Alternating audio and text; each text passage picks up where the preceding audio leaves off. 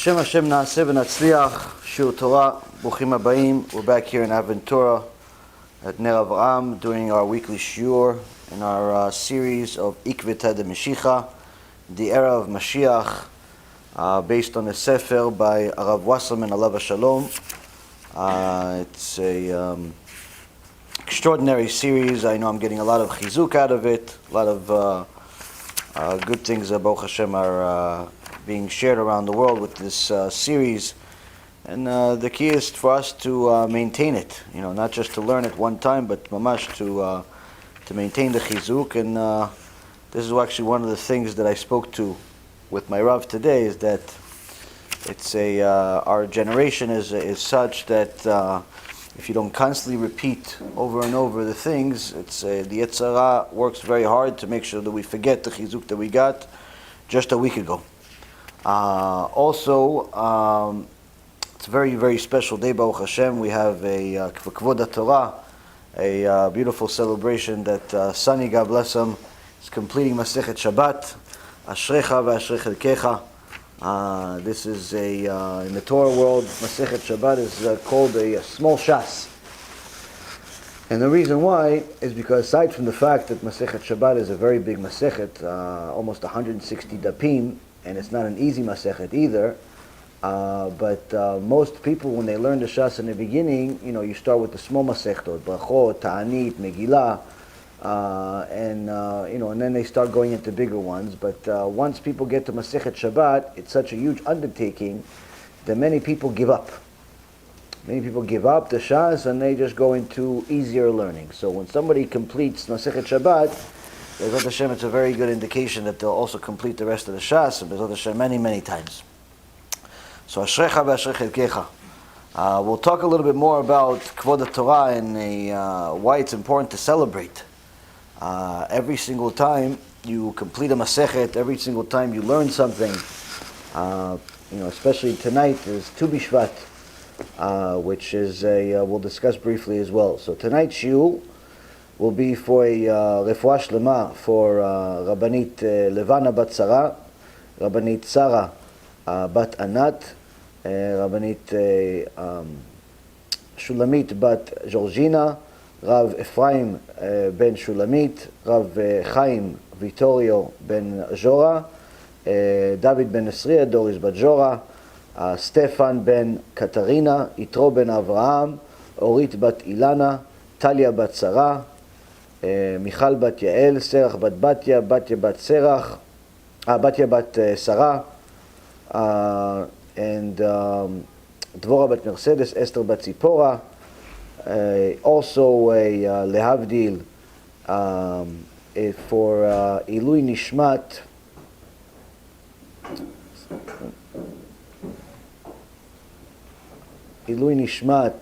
Shmuel ben Adina.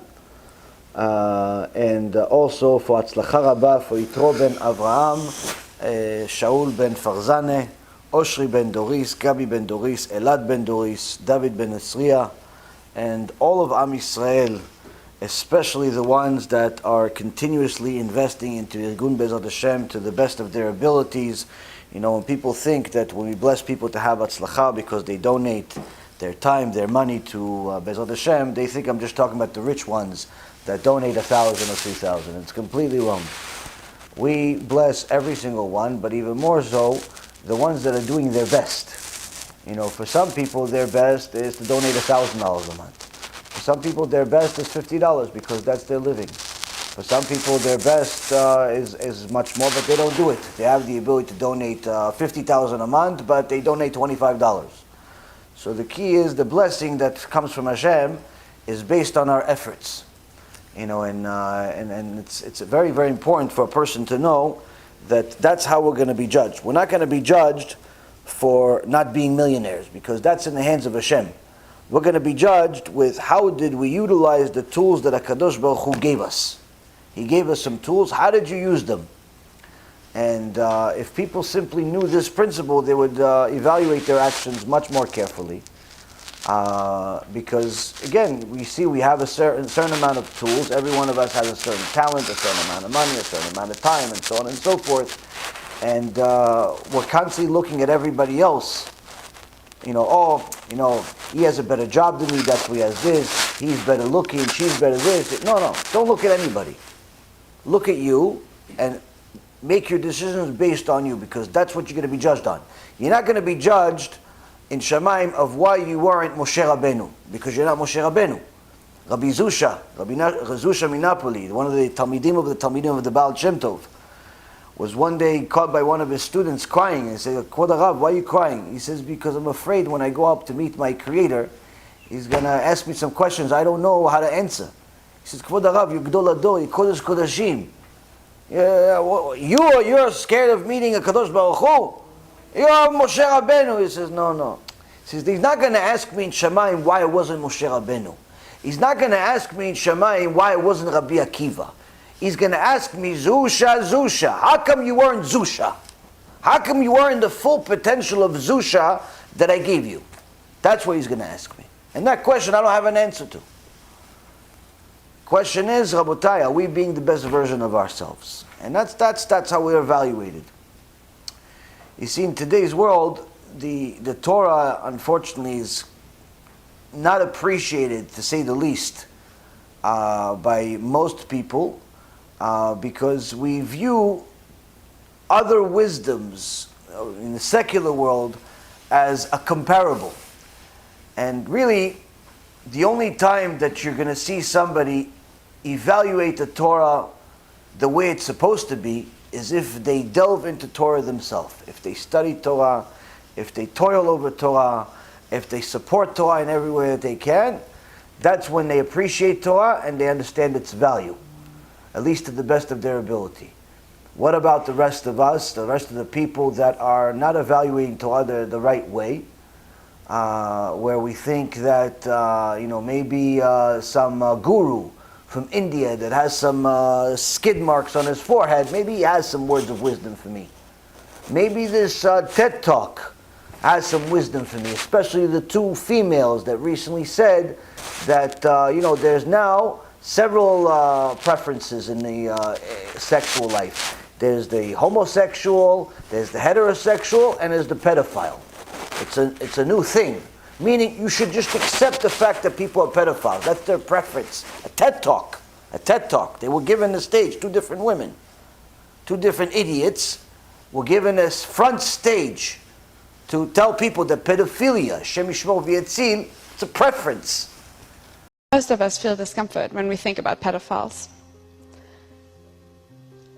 But just like pedophiles, we are not responsible for our feelings. We do not choose them, but we are responsible for our actions, and we must make a decision.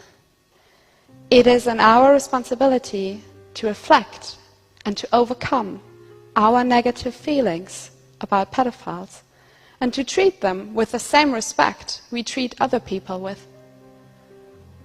We should accept that pedophiles are people who have not chosen their sexuality and who, unlike most of us, will never be able to live it out freely if they want to lead an upright life. We should accept that pedophilia is a sexual preference. Statistics indicate that there will be one or two of you who are struggling with some form of pedophilic interest. These people can't talk about their feelings because they know that they will be hated for it. I truly do believe that every person is longing for love at some point in their life. And what if this love that you really wish for will forever be impossible? That must be a really lonely situation to be in. Yes, from an emotional point of view, I can kind of understand that you would want to eliminate these people from society. However, it doesn't make sense. And that's because we're talking about biology. We're talking about a sexual orientation, something that we simply cannot change. And on top of that, every day new people are born with the same difficulty. So it's not practical to eliminate these people from society. They haven't done anything wrong. It's like the fools that say, no, I was born gay. No, you were born a human. You just act like an animal because you don't want to restrain yourself. And that's the problem. when we view the foreign wisdoms as if they're equivalent to the Torah, we simply are not only disrespecting the Torah, but we're guaranteed to fall prey to these fools and to think that they maybe have something good to say that I can learn from. But the truth be told is that everything that's of any value is inside the Torah. And in today's world, very few truly understand it, and the reason why is because you cannot arrive at that conclusion without toiling in Torah, without going and breaking your head to go learn when you're tired, to go learn when you don't have time, to go learn when you're struggling with 1.5 million different things, to go learn when it's difficult in every other aspect. Because everyone thinks, no, I'm going to learn when I get a chance.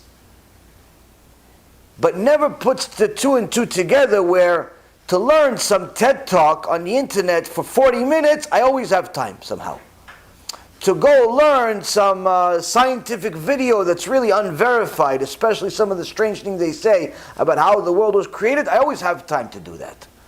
I always have time. To go watch videos about ducks crossing the road and maybe a few penguins too, I always find time for that.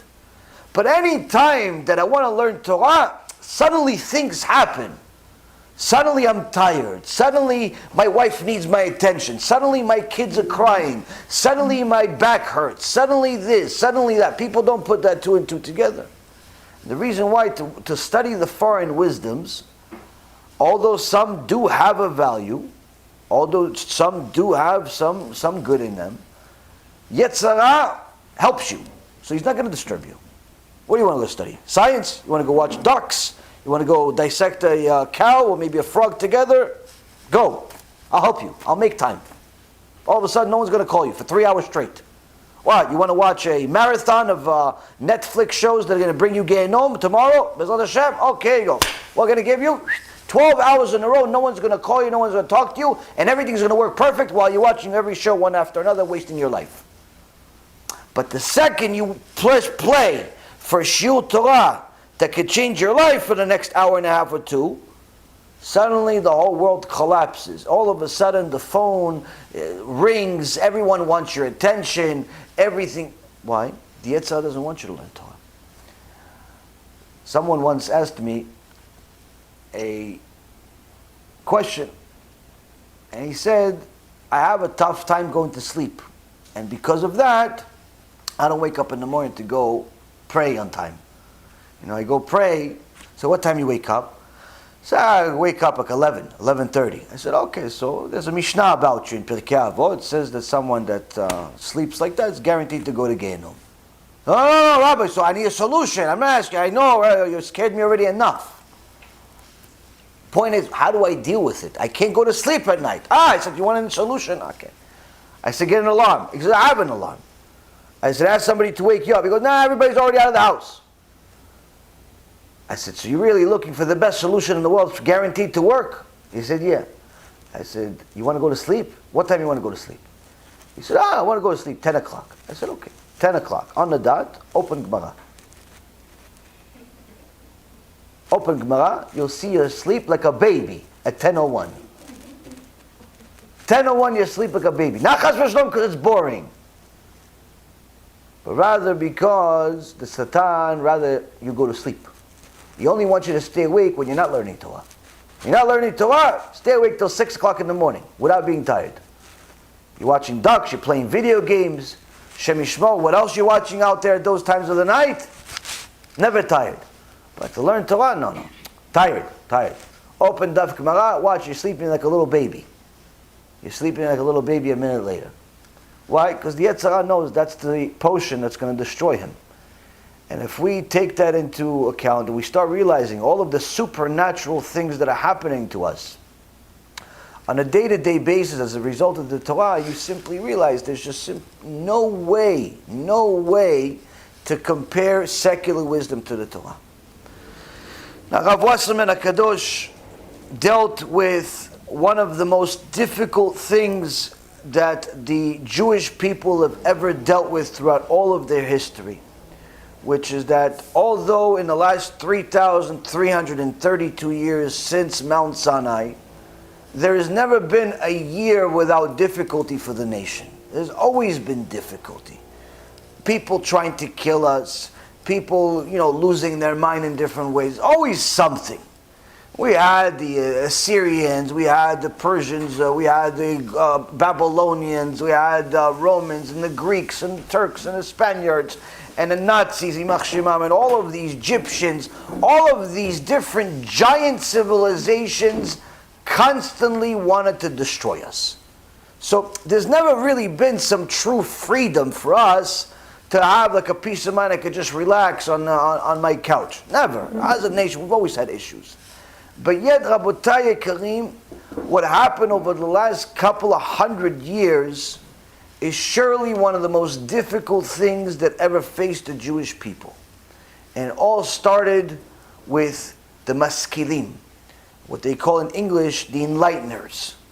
These people, Rabotai Karim, were not atheists. These people, Rabotai, were not people that had websites against the Torah, and no. These people, especially one of the main pillars of them, Moshe Mendelssohn, Yimach Shemo, was a frum Jew. He was a religious Jew. A religious Jew that knew Torah. But he had a new chidush that he wanted to bring to Am Yisrael. Be a Jew at home and a regular person outside. Leave your Judaism home. Now this may not sound like such a big deal, but that is what started the Reform movement, which later on became also the conservative movement, which today we know as Reform, conservative, open orthodoxy, modern orthodoxy, pretty much everything except authentic Judaism, authentic Orthodox Judaism. All started with a simple statement of be a Jew at home and a regular person outside. Why is it such a big deal? Why can't I just be like everybody else outside? And then my religiosity, my kippah, my tefillin, my talit, my tzitzit, all of the different religious things that I do, why can't I just keep them private? You see, Rabotai, when a person wants to keep his Judaism private, when he's afraid to wear a kippah, when she's afraid to wear a kisui rosh mitpachat, that's a desecration of the Torah. Why? You're embarrassed of Hashem. That means you don't understand the value of what you have. You're embarrassed of the King of Kings. Now imagine, you have a little kid. Now this kid is not easy to raise. Why? He wants to eat every few minutes. And when he's not eating, he wants to play. And between playing and eating, he also has to relieve himself of the things he ate. And if that's not enough, he wants some attention. And if that's not enough, he costs a lot of money. If that's not enough, he can't help himself. Yeah, you have to change him. You have to feed him. You have to play with him. He's not self-sufficient. And if that's not enough, he doesn't like to sleep either. He wants to wake up at 2 o'clock in the morning, 2:30, 2:45, 3:15, 3:50, 3:60, all types of times, whenever he feels like it. What about your schedule that you have to wake up the next day in the morning? That doesn't really make a difference. He's just simply going to cry until you get out of the bed and take care of whatever need he has. Even if it's simply getting his little binky and put it in his mouth, it's fine. Thanks. You don't even get that yet. Now, this kid, you're going to kill yourself with this kid because you love this kid and you're investing so much in this kid. And he's going to grow up and he's going to grow more expensive because there's new toys and new clothes and new this and new that and there's just more stuff. But he's cute. Thank God Hashem made them cute. Now, as you keep growing with this cute little kid and he starts asking you questions and some of them make you feel uncomfortable, like, Abba, how come you're doing this? And you never thought he saw you say that. And all of a sudden, one of the words that you said when you were mad, he all of a sudden used it as his daily vocabulary. Hashem yishmor v'yatzil. You only used it one time because you got really upset because somebody ripped you up, but he's using it like it's bamba. Like he doesn't realize that it's not bamba. And all of a sudden, this little kid is mimicking you at the most embarrassing moments, especially when you have guests. Hashem yishmor v'yatzil. Said, Abba, how come are these the Reshaim you were talking about that don't wear any clothes? Abba, who are these goyim? Who are these goyim, Abba? No, they're not goyim, son. They're not goyim, son. They're Jewish people. But you said people that don't have clothes, they're goyim, Abba. Hashem Yishmor v'Yatzil. Embarrassing moments. And this kid, you have to explain, so you want to bury yourself. Now, what do you love the kid, so you keep helping and doing and disciplining, right? Now, the least you expect this kid to just be grateful, to be a good kid. Go to school, do his homework, say thank you. Yeah, what do you expect? Now, imagine you invested everything you have. Now, the expenses continue to grow. You say, you know what? I'm going to go borrow money, pay interest to some bank, and to make sure that this kid has the best education, has the healthiest food, has the best community to live in. I'm going to do everything possible to get this kid to have a better life than I did. And you go borrow money to just get this kid to sleep and to eat and to bathe and everything at the best possible way. And you're doing it day and night. And you're not stopping and you're not sleeping. And sometimes you work a second or a third shift just to make sure you can pay this loan. And you keep going. And he's 12 and he's 13 and he's 15 and he's 17 and he's 18. And now he decides, you know what? I'm going to go. I'm going to leave the house. I'm going to leave the house. And he said, okay, son, where do you want to live? Oh, I'm gonna live about 3 hours away, Abba. Oh, okay, all right. What's your phone number? No, I'll call you. Why are you gonna call me? No, I'll call you. Don't worry. I gotta go, Abba. I gotta go. Okay. Okay, fine. All right. Can you give me the address? I'll let you know. I'll write you. 6 months pass, a year pass, you haven't heard from this kid. All you did for 18 years is sweat blood for this kid. You haven't heard from him in a year. A year later, he remembers to call you. He remembers to call you and said, hey, well, how are you, Abba? I'm okay. How you been? I thought something happened. No. I've just been busy, with my friends and stuff and this and that. Listen, Abba, I need some money. I ran out of money, and it's tough over here, Corona and everything. So, you think you can send me something? Yeah, sure. I'll bring it to you. Where do you live? No, listen, I'm busy. You don't need to do that. Okay, well, anyway, what do you want me to send it to you in the mail? Yeah, can you send it to me in the mail? What's the mail? You want the address? Oh, all right, I'll text it to you. Okay, you text it to me. You do that, son. All right, so you get the address, and you say, well, you know what? This is only 4 hours away. I'll take a day off of work. Why should I send it in the mail? Take a week. I'll go see this kid. I've been investing everything in him. He said, well, you know what? Let me just go in the car early in the morning. I'll go 4 o'clock, 8 o'clock in the morning. By 12 o'clock, I'm over there. I'm going to see my kid. I haven't seen him in a year. You go see the kid. You see at 12 o'clock. You knock on the door, and nobody's there. You're like, man. Okay, I'm going to wait for him here. And as soon as you turn around, you see your kid walking around with his friend, hey, ha, everybody's laughing, and then he looks and he's like, guys, hold on a second. Abba, what are you doing here? I told you not to come. Abba. Why are you embarrassing me? I'm with my friends, Abba. No, come on, old man, you gotta go. Did you bring the money at least? Guess what, guys? This stuff happens every day. You know what happens? It doesn't only happen in the version of the story that I just gave you.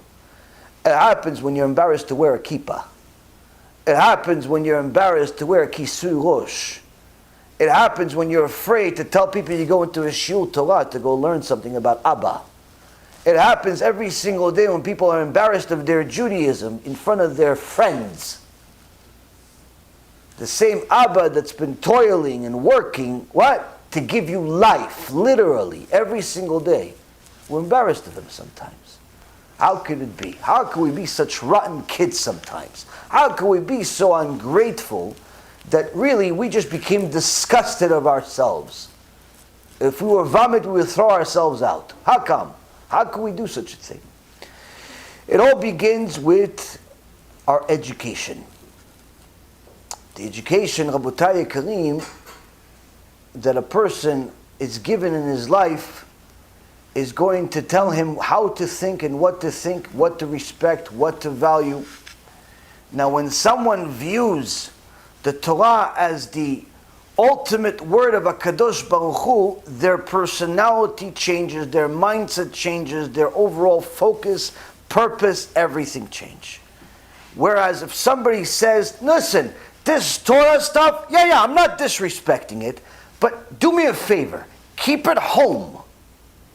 When you're with us, you be like us. You're on a skateboard, maybe a little nice tattoo over here, a little earring, maybe a nose ring if you want. If you want to be really cool, put one over here, and connect all of them. Maybe connect the dots.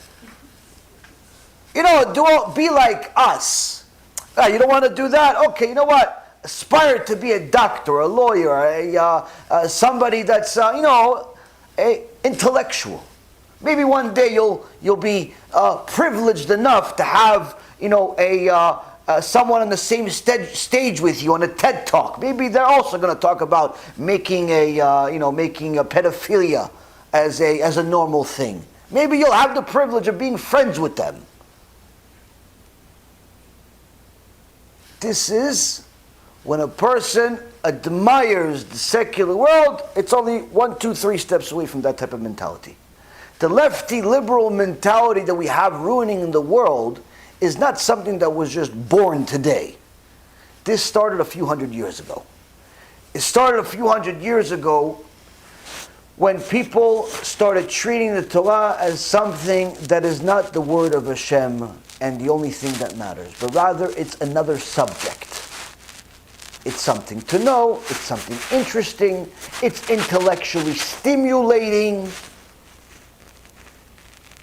But needless to say, flawed according to them. It's not perfect according to them. There are other things comparable to it according to them. How do we know? Look at the decisions we've made.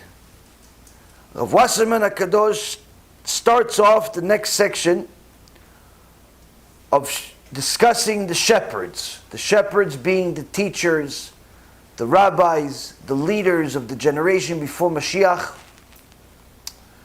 which he says, according to the prophet Yechezkel and countless other sources that he's already brought us in the last several weeks, the shepherds are the sole reason why Am Yisrael has not done tshuva yet. Why? Because if we had the right teaching breeds the right students. Even if some students will choose otherwise, overall the right teaching will breed more good than bad. But if the teaching is rotten, if the foundation is rotten, what do you expect? So he says that the fault of the generation being so lowly, the generation being lefty and liberal, the generation disrespecting the Torah, the generation viewing the Torah in such a way that it's a sin to even say so, starts with the shepherds. But the shepherds are not only the obvious, being the rabbis, the obvious being the politicians and the other types of leaders. The shepherds, Rabotai Yekarim, are sometimes us, meaning the parents. If you're not lucky enough to be a parent yet, Be'ezrat Hashem, you will be. And then you could join us in potentially being a criminal of being part of the shepherds if you don't act according to the Torah. How can you become a criminal? Let's see. Rav Wasserman HaKadosh starts off with a verse from Sefer Dvarim, last week's Parashat Vayetchanan, chapter 6, verse number 7. Veshinantem levanecha, and thou shalt teach them diligently unto thy children. This is the Torah obligation to teach your children Torah. Not a suggestion, but rather an obligation as one of the mitzvot in the Torah, where if you do not teach your children Torah, if you not make sure that they get the right Torah education, a kosher Torah education, a Torah education that is valid, a Torah education that's in accordance with Moshe Rabbeinu, a Torah education that you can apply to real life, don't worry about that. It's no different than eating pig. Only difference is when you eat pig, it's one sin and then it goes away. But when you don't teach your kids Torah, it's one sin and it never goes away. Because it breeds a lifelong of sins. Your kid, Hashem Yishmo, their kids, their choices, and can literally bring generation after generation of sinners. And all of those sins, a parent that sends their children to a public school, a parent that sends their kids to a place full of goyim, to a place that teaches things that are against the Torah, even if it's full of Jews, like they call a Masorti schools, or these are Jewish schools, not yeshiva. What does it mean, Jewish school? Well, we teach secular studies for 7 hours, and then we tell them something about the parasha for like 20 minutes, a half hour a day. That's what we call a Jewish school. There's nothing Jewish about it. You send your kid to such a school, or better yet, to a public school in America or any one of these other countries, or a public school in Israel, secular studies all day, anti-Torah studies all day, where they recently added to the curriculum in the secular schools in Israel. Anyone that wants to learn Torah can watch this show. And you can learn the biblical stories of Moshe, Aaron, David, Shlomo. Oh, what show is this? It's a comedy show, Hashem Yishmor, that makes fun of the Torah in every way, shape, and form. That's what they're telling the little kids. That's where you go learn Torah from. A show that has Moshe Rabbeinu impersonated by some idiot that takes the Luchot HaBrit, the 10 Commandments, and smashes it over some woman's head. A show that has Mordechai Yehudi, Kodesh Kodeshim, that saved Am Yisrael, send off his wife Esther as a prostitute to go make some money. That's where they're sending their Jewish kids to go learn Torah. So it's not just being surrounded by goyim, meaning Gentiles, goyim meaning the mentality. Or better yet, if the school is one of these so-called religious schools where it's religious but just in name, in theory it's religious. Why? Because it violates halakha as soon as you enter. How? It has boys and girls in the same exact building, sharing classes. This is forbidden according to the Torah. Boys and girls are not allowed to study together. Why? Do I need to explain it? Do I need to explain it? Boys and girls are not allowed to learn Torah together. Not allowed to learn anything together. Any school that calls themselves religious but has boys and girls is not a religious school. Same thing as public school. In my opinion, it's worse. Why? Because at least in the public school, you know that you're a goy. Over there, you still think you're a Jew. You're more confused. I personally think there are more kids coming out atheist out of these mixed schools than coming out of public schools.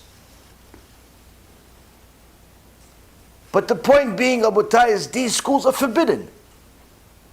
No matter what they have, and there's a rabbi there. Like people think if there's some guy with a beard, he's a rabbi.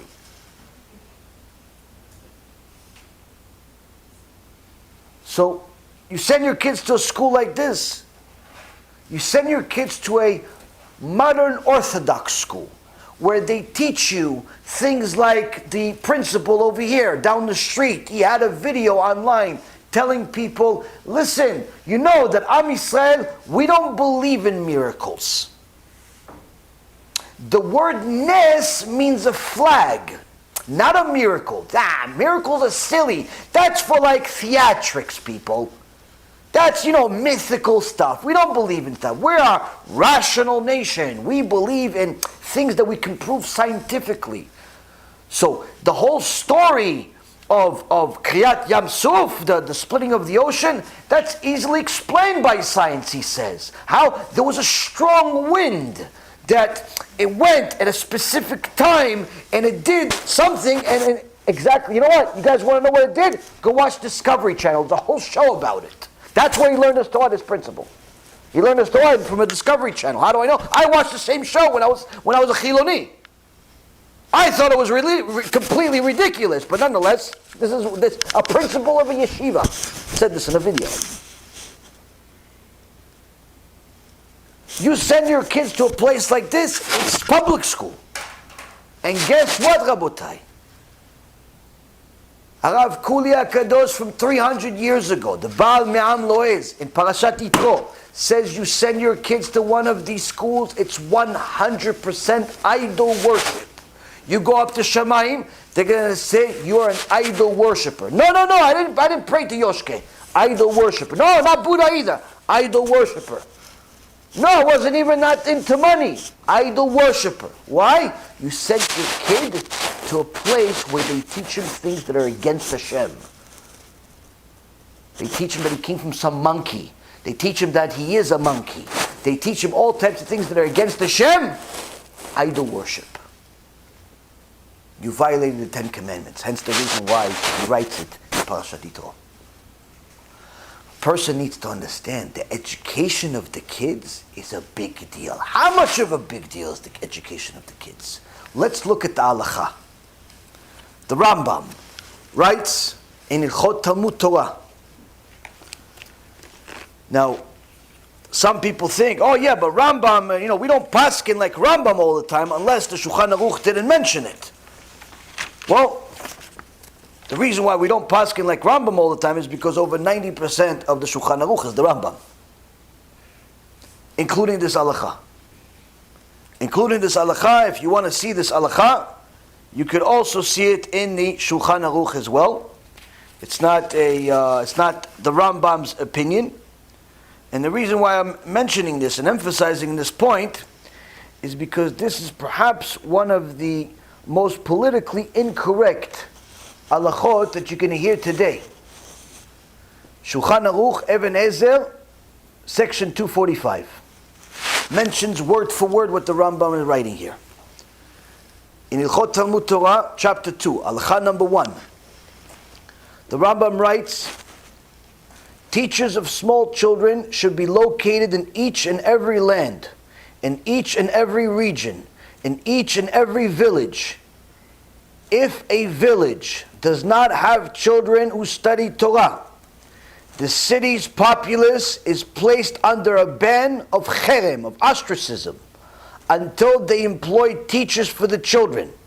If they do not employ teachers, the city deserves to be destroyed, since the world exists only by virtue of the breath coming from the mouths of children who study Torah.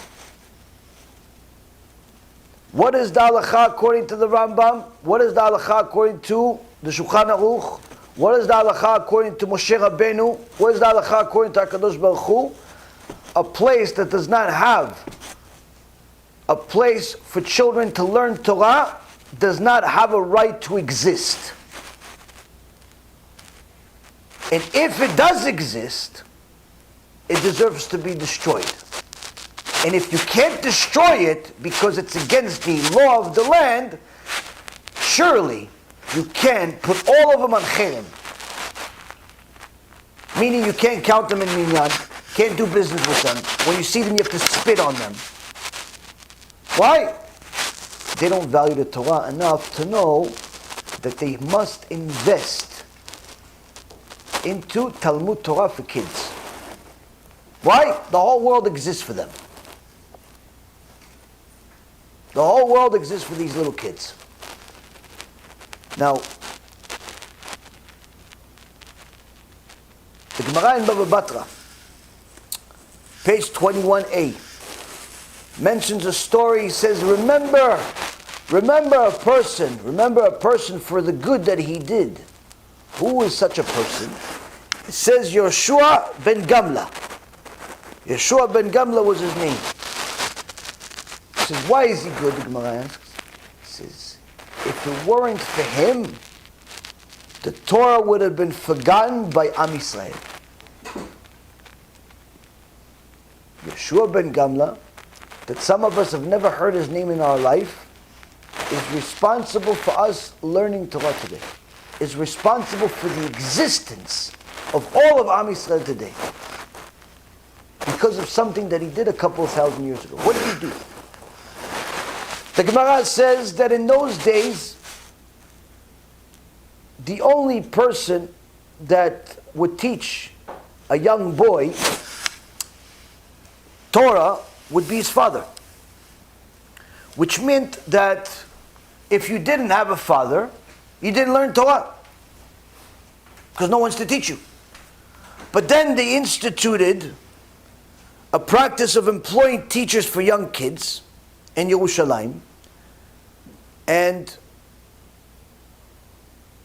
the teachers would accept children to teach them only if they had a father. If they had a father, we teach you. You don't have a father, good luck to you. Now, and these kids would start beginning studying the Torah at 16 and 17 years old. In the beginning, they would learn from their father. They want to learn more. 16, 17 years old, they would assign a teacher to this young kid. But if there's no father, there's no Torah, Shem Yishmo. And before that anyway. So comes Yehoshua ben Gamla and uses his willpower, uses his mind, uses his gifts, makes the sacrifice of a lifetime that's rewarding him every single second that the world exists. And he institutes a new takana. From now on, in every city, and this obviously wasn't just one announcement, it wasn't like a text message he sent and everybody accepted it and they pressed like. This means that he toiled his whole life until this became standard. The standard that you see today. What's the standard? New rule. From now on, we're going to have schools for kids and we're going to accept everyone to learn Torah starting at the age of 6 years old. Meaning all of the yeshivot that you see today, for little kids, first grade, second grade, third grade, fourth grade, all that stuff didn't exist for over 1,000 years after Moshe Rabbeinu. When did it start? When Yehoshua ben Gamla said, enough's enough. We need to start teaching these kids already when they're 6 years old, when they get their mind already to understand the difference between good and bad, but even more so, we're not allowed to discriminate whether they have a father or don't have a father, whether they have money or they don't have money. In fact, Rabotai Karim, the halacha is very different than what we know. Because, you see, many people struggle with Talmud Torah because it's expensive. You want to send a kid to yeshiva, $500 a month, $1,000 a month. If you have 4 or 5 kids in yeshiva, you have to be a millionaire. Or a credit line of a millionaire.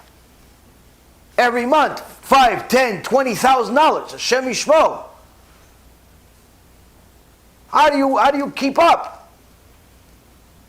So expensive. If you don't have the money, you have to get financial aid. But if they don't approve financial aid, because you still have the car that you had when you actually had money, so they think you still have money but you're just hiding it or whatever it is, they'll throw your kid out. Or perhaps if you're not the same tradition that they are, you know, they're Ashkenazi and you're Sfaradi, we don't like you, you know what, out.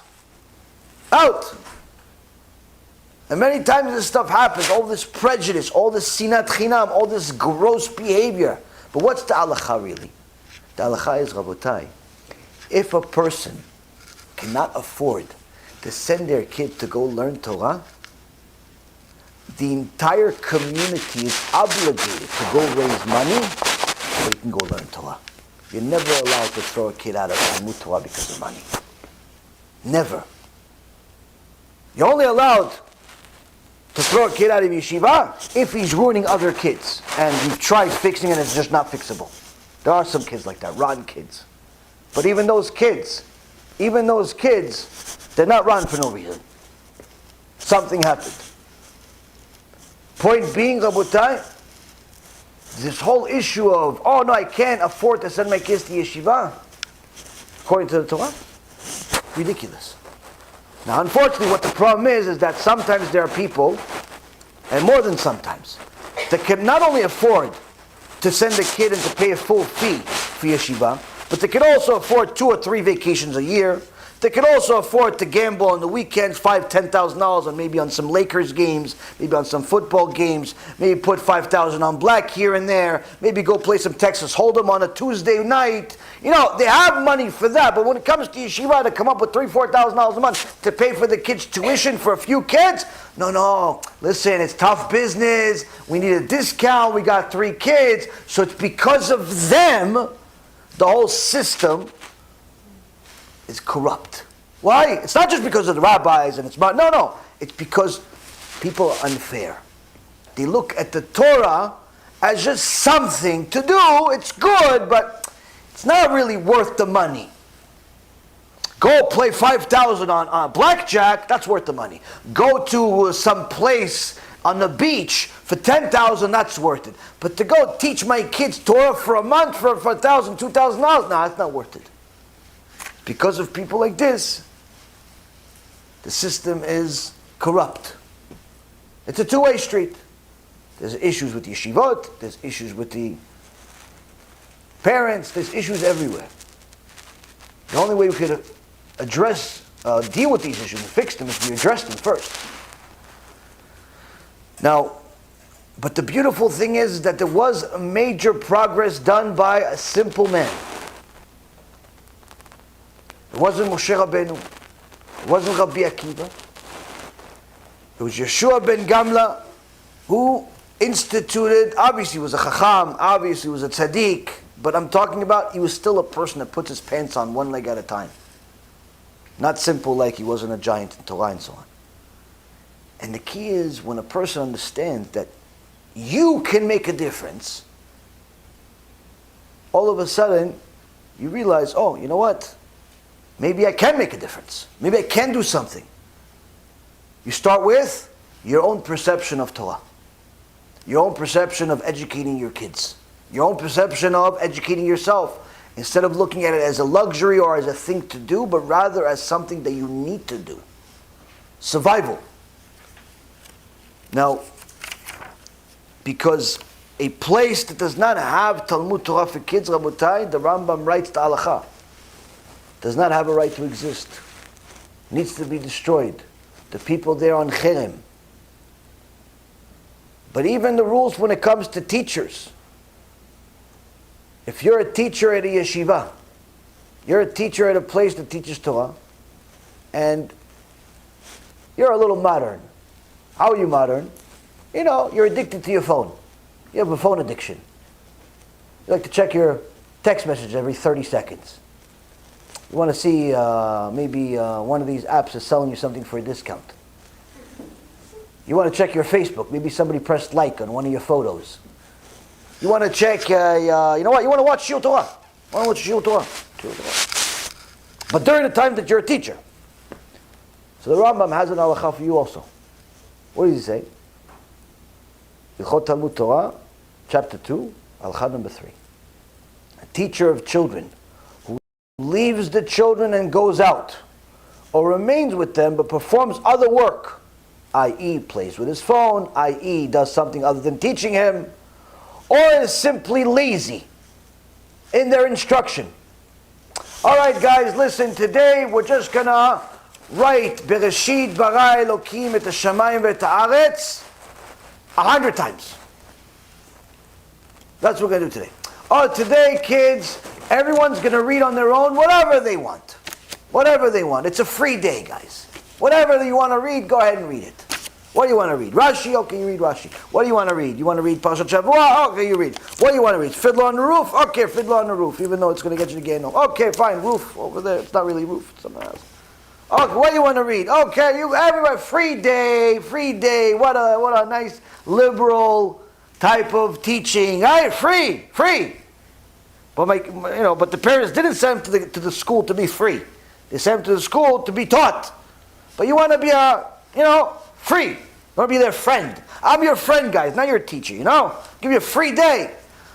The Rambam writes, such a person, lazy in instructions, teaching them things that are below their level, is included in the rebuke by Jeremiah chapter 48:10.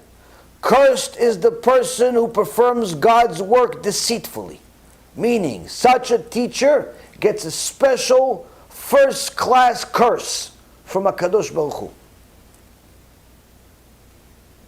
Therefore, it is only proper to select a teacher who has Yirat Shamayim, is God-fearing, and teaches the children proficiently and instructs them diligently.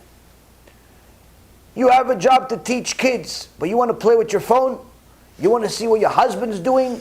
You want to see what your wife is doing? You want to see what your friends are doing? You want to see what Donald Trump is doing? Maybe he tweeted something you like?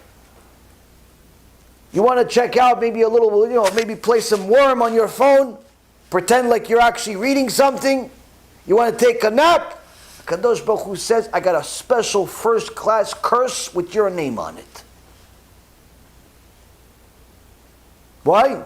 You're taking my kids and you're destroying them. Why? Because if it wasn't for you, somebody with Yirat Shamayim would be here, teaching them about Hashem.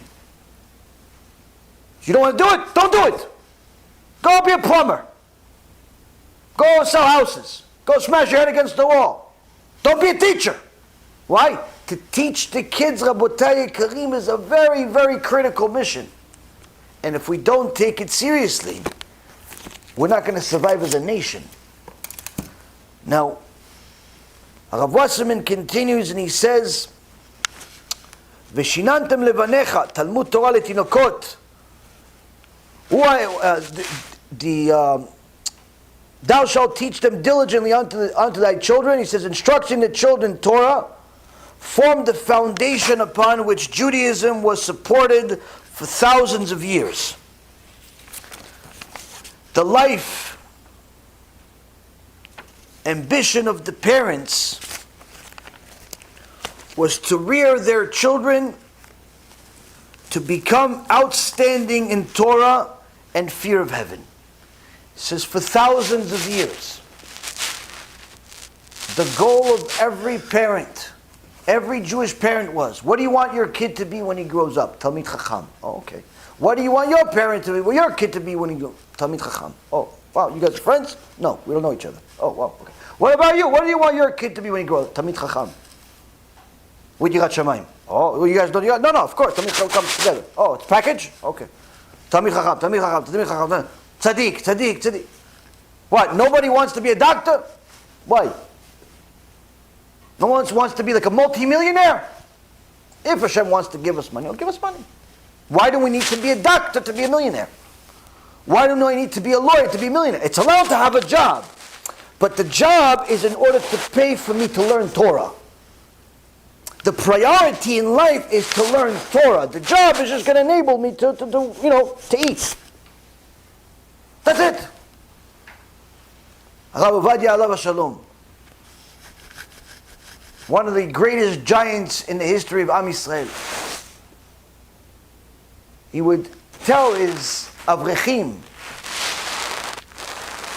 encouraging things in different ways, and sometimes when he knew that they were having emunah issues when it comes to money and the secular world, he talked to them their language.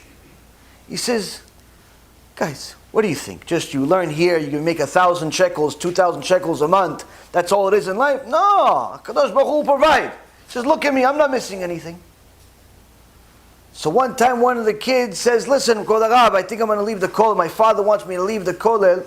Why?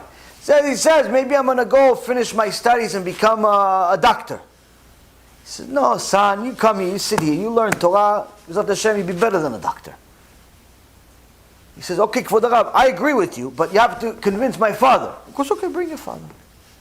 Bring your father. He says, he's outside. Okay, bring him. So the father comes in, frum. He's not a secular guy who goes to the beach on Shabbat. No, frum guy. Hi, Kvod Arav, how you? Listen, Kvod Arav, he learned already. He's already, he's already okay. He knows Torah. He knows a little thing. I just want him to go finish, get a degree in something, and maybe become a doctor or something. He says, why become a doctor? So, Kvod Arav, he can make a living. He can take care of himself. Have some money, get a house. So Ovadia says to him, I have a house. I provide for myself. In fact, I have millions of things. I'm not a doctor. Look at me, the whole world knows about me. People buy my books. I'm not a doctor. You don't have to be a doctor. The kid stayed in yeshiva. You got the point. Why? Parnasah comes from Hashem. Parnasah comes from Hashem. Money comes from Hashem. It's just that sometimes we need a reminder of this. And that's one of the things that happened a few hundred years ago. Apparently, too many people were reminded that they need to go make money and put the Torah at home. Because throughout the first few thousand years of Am Yisrael, the aspiration of every parent was to have their kids become tzaddikim. What do you want to be when you grow up? Tzaddik. But what do you want to do as far as, what do you want to be like, make money? If a tzaddik makes money, I want to do that too. Yeah, but a tzaddik though. What do you want to do, honey? I want to be tzaddikah. And what else? You're only 6 years old. What else you want to do? I want to have tzaddikim kids. That's what the kids would answer. That's all they cared. And the parents would dance on the moon with such an answer. They're succeeding. That's all they want. Sure, people had professions. One guy was a shoemaker. Another guy was helping people with medical stuff. Another guy was selling. No, people worked. But the work was not for the sake of work, but rather for the sake of Torah. Why? Because the priority in life was to go learn Torah. A few hundred years ago, many things changed. With the Haskalah, with Moshe Mendelssohn and his followers, later on Zionists and so on, Judaism hit a wall like no other time in history. Like no other time in history. And Rav Wasserman continues, he says, this generation that their life's dream was to have kids that would be outstanding in Torah and fear of heaven, when it came to livelihood, they knew that he who gives life gives food. Meaning, what about those people? What do they think about how am I going to make some money? How am I going to eat? Hey, how did you get to the world? Did you come by yourself or did somebody bring you? No, Hashem brought me. Hashem brought me into the world. I didn't make myself. Hashem. Oh, so if He created you, surely He has the ability to feed you too. If He could take a tipas rucha, a little putrid seed, and turn it into a human being that speaks, into a human being that sees, into a human being that has teeth, that comes from flesh, which is something that's an anomaly that doesn't make any sense whatsoever if anybody thinks about it. Flesh creating solid. You have teeth, exactly where they need to be usually. You have ears, shaped in a perfect way for you to hear everything that's in front of you, in back of you, and aside of you. Whereas if your ears were positioned at a different part of your body, you'd have to change the way your body is in order to listen to somebody. If your ear was in your hand, guess what? Every time somebody would talk, you say, oh, talk to the hand. Talk to the hand. I can't hear you. No, you're saying hi to me? No, I just want to hear what you're saying. Why is your hand in my face? Because I want to hear really close. Imagine your ear was in your foot. Every time you have to eat, you have to raise your foot on the table. Imagine your molar teeth were instead of being in the side, in the side of the mouth, they would be in the front. That means that every time you would chew, all the food would fall out of your mouth because your mouth would constantly be open like a cow. But the teeth that you chew with are in the back. Precisely located right next to the cheek that contains your food. Unless you intentionally chew like a cow with your mouth open. Now a person thinks, wait a minute, how come I have hair in unique places like eyebrows? Why don't I have hair on the top of my nose? How come I don't have hair on my fingertips? Because the most common place that you sweat is your forehead. And if you don't have eyebrows, you're not going to be able to function. You're not going to be able to work because the sweat will go into your eyes. So your Kadosh Baruch Hu put A few hairs exactly on the face where it needs to be. Your nose is put right next to your mouth for a reason. Why? As a protection, as a defense mechanism. Because sometimes something looks good with your eyes, but by the time you taste it, it's poison. But your nose protects you from that, because if you know what you're doing, you can actually smell it and never ever get to a point of eating it. Every single thing in your body is a miracle that cannot come by happenstance, by chance, and so on. This was done by the Creator, Ishtabach Shimo La'ad. If He can take a putrid seed and make sure that all of us have noses in front of our face right next to our mouth, and eyes on two sides, and ears on two sides, and eyebrows, and knuckles, and feet, and toe, all types of things that you sometimes don't even know you're using, but you depend on them. Then guess what? Surely He can get you some money to eat too, to keep this body going. The previous generation for over 3,000 years knew this like they knew the back of their hand. Surely we had generations that were sinful and idol worshipping and all types of other things. But emunah in general and bitachon in general as a nation, we didn't struggle with it. Why? We lived on it. It was our lifeblood. You couldn't survive as a Jew without having emunah in bitachon. Why? Someone was constantly trying to kill you. If you didn't have emunah in bitachon, you didn't want to leave the house.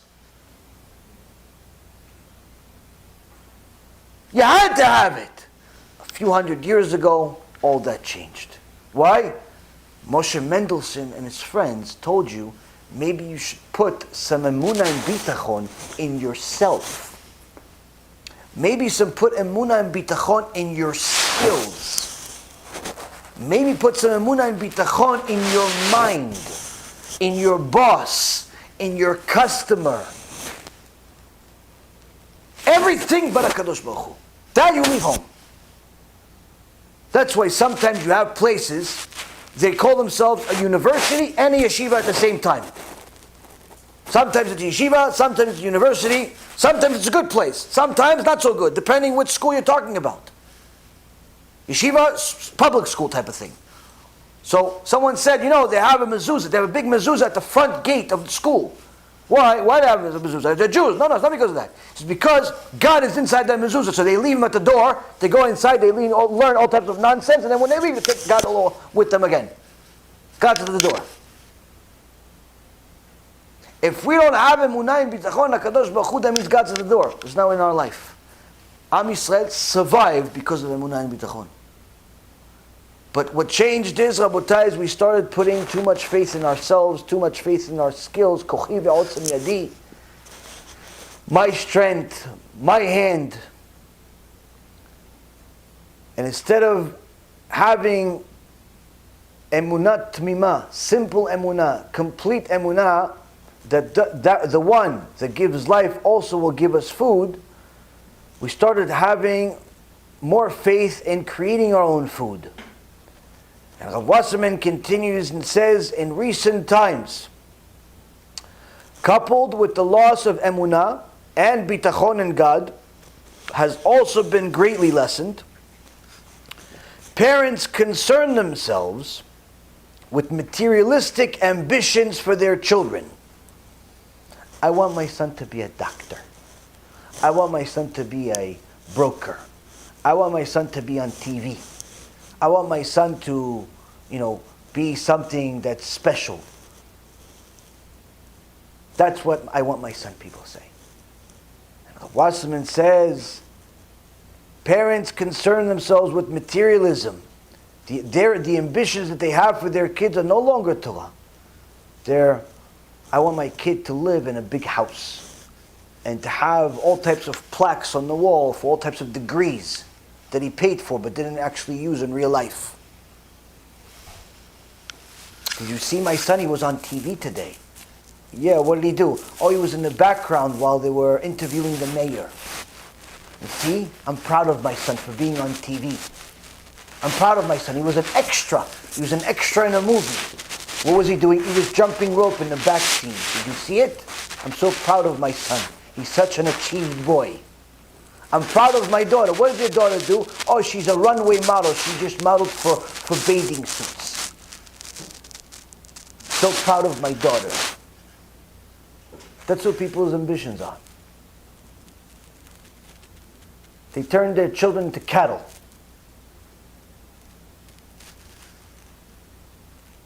If only they complete their courses, the parents say, of regular study, then they're secured for the rest of their lives. Also, the deliverance of Israel in their eyes depends on it. With increase in the number of our intellectuals, they say, so will our prestige rise in the eyes of the Goyim. Says such parents today, in his day, needless to say, in our day, they view the Torah as a secondary, but rather the priority is the materialistic ambitions, the secular studies, because if you get a degree, surely you're secured for life. If you're going to complete college, son, surely you're going to be able to get a job. If you're going to go to grad school and, by the time you graduate, have a $300,000 loan that you have to pay, but no way in the world you're going to be able to until you become a millionaire 50 years from now. But if you get it, surely you're going to be able to get a job. You're going to have job security because you got a degree. You got a degree in communication, so you can communicate. You got a degree in physical education, even though you're 50 pounds overweight. You got a degree in going to school because you stayed there an extra 4 years because you like to drink. You got a degree in going to school. You're an expert in going to school. Not learning, but just going. You got a degree in drinking and doing drugs. Got a degree in top school, university, $50,000 a year. $50,000 a year, you got a degree. But surely you're secured, is the mindset. One of the biggest scams in modern society is the university system. The education that you could actually acquire for free. In many cases, people have to pay an arm and a leg for. $40,000, $50,000. Why? Because they have the preconceived notion that in order for them to be successful, they have to acquire this degree. The truth be told, anyone that attended college knows that the first 3 years of a 4-year school is a complete waste of time. All you do is drink, sleep, and try to pass the classes. Even if that means you're going to cheat the whole time. It doesn't really make a difference. When you actually pick the major, maybe the last semester before you graduate. That means that for the first 3 years out of the 4 years, all you did is just pay them the bill. But they'll give you a degree for it. As long as the check doesn't bounce, they'll give you whatever degree you want. But if you're really special and you have some money, you're going to need an extra couple of years in grad school. For what? To drink a little more. Maybe try some more drugs, stuff that you can't try in other school. Maybe meet a few more people of the opposite gender, same gender, try something new, why not? Ruin your life a little worse. Pretend like you're a grown-up, start telling the actual grown-ups that work for a living what to do. Because you're a grad school student. You're sophisticated. You're an intellectual. You just completed a 1,000-page book, but you don't remember a single word. But you passed the test, though. You even got an A+. But the check cleared, though. Because if it didn't clear, you got a failure. Somehow you always fail when the check doesn't clear. Rabotai Kareem, even if you failed the class, but your parents have some extra money, like a celebrity type of money, they'll pay for you to get an A. You can buy A's. You can even buy a 4.0 for the entire time without attending. If you're an athlete, wow. You don't ever have to go to class. You have a degree in whatever you want. In fact, you can get a PhD without ever attending a class if you want. Just have enough money and you have to be a really good athlete. Why? It's good for the school. It's good for the school. It's good for the school that you're able to run faster than a lion. It's good for the school that a bunch of people that have nothing to do on a Sunday are going to come watch you run, jump, flip, do all types of things that animals really should be doing, but not people. Like, for you to portray yourself as you're a cheetah, that's good for the school. You don't need to go to class. We'll give you a PhD. What do you want? English? Yeah, you speak English, right? Okay, you got an English degree, kid. You got an English degree. One of the biggest jokes in history is the university system, especially today, where it's so easy to acquire information. And the truth be told, as an entrepreneur in the past, the worst people in the world to hire are people that believe in this educational system. I had guys come to my office, Harvard graduates, worst people on the planet at sometimes. Sometimes they're really good, but sometimes the worst. Why? Because they believe that everything is supposed to be according to their little scrantron and everything. They don't think outside of the box. Best employees, while you're able to keep them, entrepreneur mindset. Many times, they never even finish school. Why? It's too slow. It's too slow. Why do I need to go to school for 4 years if I complete all the information in 6 months? For what?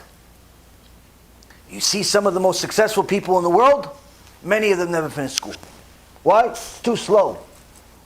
Backwards thinking. The whole point of school is to teach you how to think.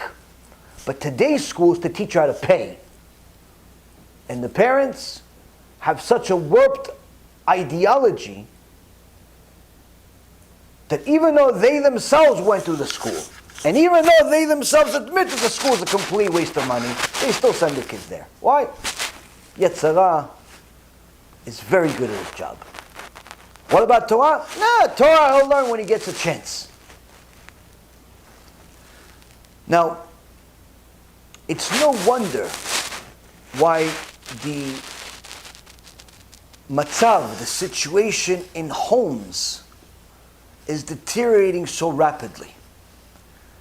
Over 80% of couples in Western society get divorced. 80%. Now, what do you guys think is more difficult? To get married and stay married, or fly a plane? I mean, rationally speaking, you should say fly a plane. Fly a plane. It's a big giant boat in the air. And how do we control this thing? Truth is, you're wrong. What's the proof? Not that I ever flew a plane on my own or anything, but there's a proof. What's the proof? You know, you want to go fly a plane? You go take some courses, 1, 2, 3 years, you can fly a plane. You can fly a plane after a couple years worth of courses. You can fly a plane. If you're a terrorist, 6 months you're good. Because you don't need to learn how to land. But generally speaking, you want to fly a plane, few months you're good. After a year or two, you're an expert. You could well work at United Airlines, American Airlines, Spirit if you like to torture people, all types of things. You can go. Fly a plane. Now, if I told you, listen, good luck on this business trip that you're taking. Now, good luck on this, trip that you're taking to such and such place. Just so you know, 80% of the planes that take off crash. How many of you can't wait to take off to the next trip? Not a single person will buy a ticket if such a statistic existed. Why? 80% of the people crash? I'm just going to stay home. In fact, I'm just going to walk. I'm going to walk to Antarctica. I'm going to walk to Africa on the ocean. I'm not going to go on 80% crash. But yet, Rabotai Yekarim, 80% of the couples get divorced. Why? Because the education to be a couple, the education to be a good husband, the education to be a good wife, the education to be a good parent is a lot more difficult than 1 or 2 years of flying school. It's your whole life. But it begins at childhood. If you only start to learn about how to be a husband a day after you become a husband, guess what? Most likely you're going to join that statistic. If you only learn how to be a good wife a day after you become a wife, guess what? You're probably not going to be so good for a little while. He's probably going to hate you. You probably kind of regret it for a little while until you become a good wife. Why? You don't know how to be a good wife. You never learned how to be a good wife. Yeah, but how can I learn how to be a good wife without being a wife? It's called Torah. Torah teaches everything. How do you become a good wife? How do you become a good parent? How do you become a good husband? You work on yourself and you develop your character traits with a specific focus on your weaknesses. You're, quick to anger? Work on that. You're stingy? Work on that.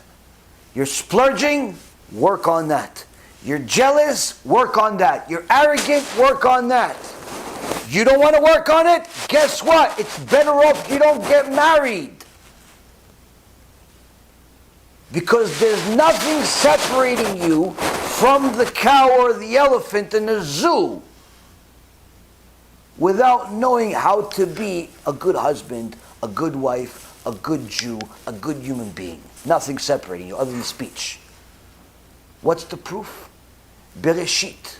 HaKadosh Baruch Hu created the world. But do you ever ask yourself, how come when HaKadosh Baruch Hu created the animals, He created the male and the female together? Male and female were created but separate, together but separate. There was the male elephant and female elephant. Male bear, female bear. Male lion, female lioness. Two. But when it came to people, Adam. He created Adam, one. And then He took his rib and He made Chava from it. How come He didn't just make Adam and Chava? He made the lion alive, male and female everywhere else. How come He didn't just do either this is a husband, a wife? Why did He have to make Adam and take something from him to make Chava? The Holy Torah tells us.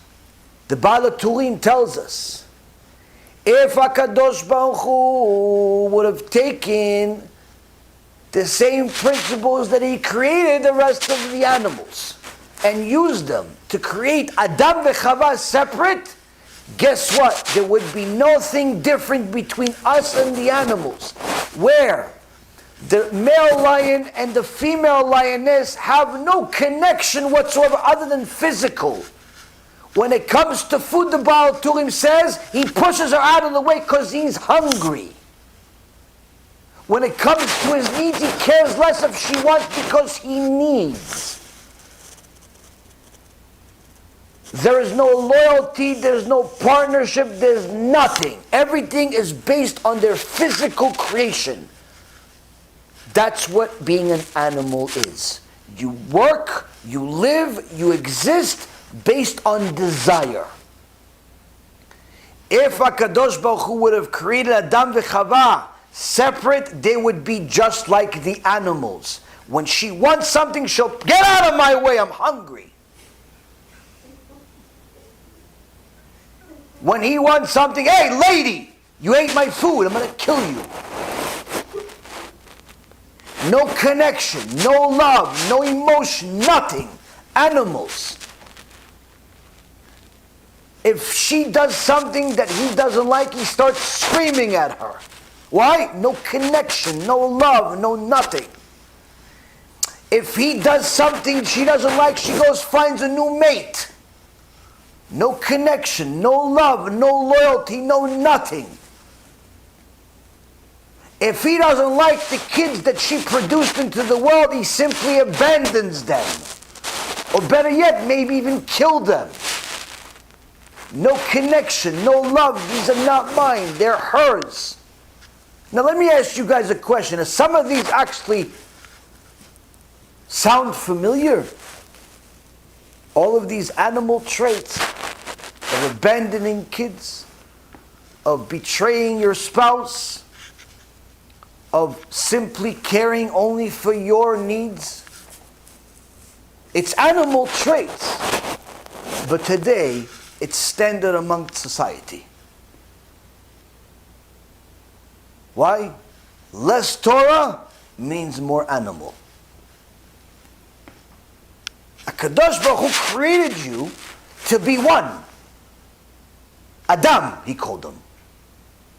Adam is not plural, it's singular. Why? The man and the woman are supposed to be one. Rav Aryeh Lavin went to Dr. Cook one time. And he said, Doc, our leg hurts. Doc was confused. He said, Kvod Harav, can you say that again? He said, our leg hurts. This is, would you say that one more time? It's early in the morning, Rabbi. Sorry. What hurts exactly? Our leg hurts. So you have a leg hurts? No, our leg hurts. What do you mean our leg?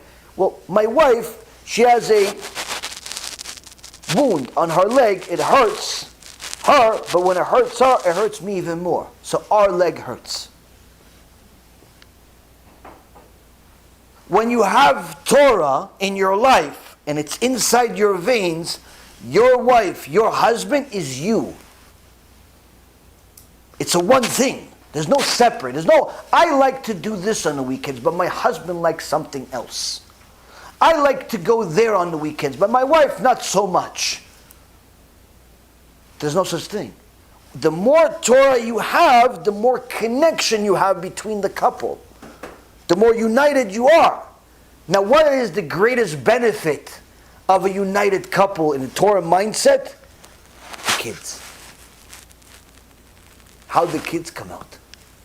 The biggest damage is when there's separation among the parents. Surely the kids are going to pick different camps. Now, in the past, people thought that, yes, this Torah that we just learned, of course it's the most important. But over the last few hundred years, Rabotai Karim, the Torah has been viewed as nonsensical, old, ancient, not relevant, all types of horrific descriptions that they give the words of Hashem. Sometimes they say it literally, sometimes they simply do it by their actions. Sometimes it's done by religious people, sometimes it's done by secular people. No exceptions. How do we do it? We do it based on how we live our life and how we prioritize our Torah learning. The parents concern themselves with materialistic ambitions for their children, looking at it as if their kids only complete their regular study, then the rest of their lives are set. And they also view it in such glamour, the secular studies, that they believe that the deliverance of Israel, meaning the salvation, is going to come when we become more successful. We build more buildings, more Tel Avivs, more drugs for the world to buy, more technology for the world to use, more open system, democracy, and so on and so forth. The Goyim will see us and admire us, and they'll see us that we're no different than them, but we're special and no different and special, even though it's an oxymoron or just moronic. With an increase in number of our intellectuals, so will the prestige rise in the eyes of the Goyim. We constantly want to look good in the eyes of the Goyim. It's no secret that there are many rabbis in the modern world today, some even dare to call themselves Orthodox, that admire the Pope, admire Christianity. Whether it's the few that I've mentioned in the past, or it's the some that I have not, simply because it's of no purpose. There is even one politician that calls himself a rabbi, who has a very old shul in New York. at the front of his synagogue, he has an enormous picture of himself next to the Pope.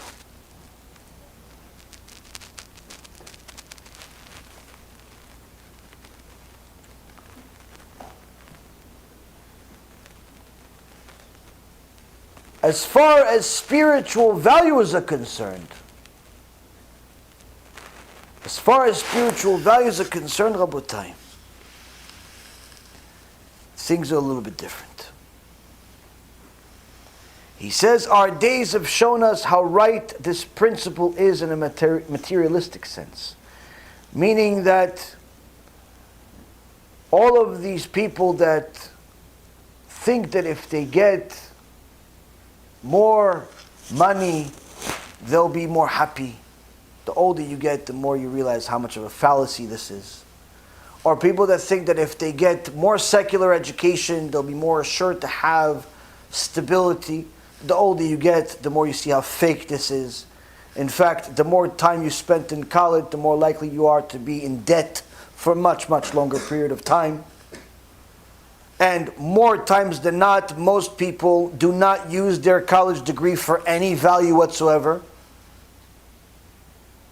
I know some people that have a medical degree, but have a business that has nothing to do with anything remotely close to medicine. So they owe $500,000 in loans to school for something they don't even use. I have some people that I know that have serious degrees, psychology degrees, this degree, that degree, and they're bartenders. Hoping that maybe this week they'll make $600-700. So we see that this perception of secular education being the holy grail, being the salvation, we know obviously this is false, but yet there are more people attending and joining schools every single day than any other time in history.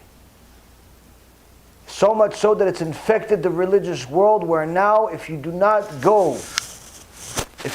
want to go to a university, whether it be a yeshiva university type or the likes, you have to explain yourself to everyone. You have to explain yourself to the rabbi, who should really be recommending for you to go to learn Torah. You have to explain to yourself why you don't want to go to learn a skill. Why do you just want to learn Torah? How are you going to make a living? What, you expect your parents to pay for you? That's not responsible, kid. You have to explain yourself to both parents. Why? Because your ima wants really to spend the extra money they have, on retirement or on vacation or maybe a second or third house or maybe a new kitchen. She doesn't want to spend it on you, going to yeshiva, going to kollel. Your father is kind of tired of it also. Why? Because listen, kid, I worked really hard. I'm done. Come on, get out of here already. Shoo. Well, I have to pay for you learning some books. So you have to explain yourself to your parents. And then, if that's not enough, you have to explain it to your friends. Why? Because your friends, they're all going to become big businessmen. Wall Street, this street, that street, all types of street. Or one guy's going to be finding the next Google, Microsoft, all types of things.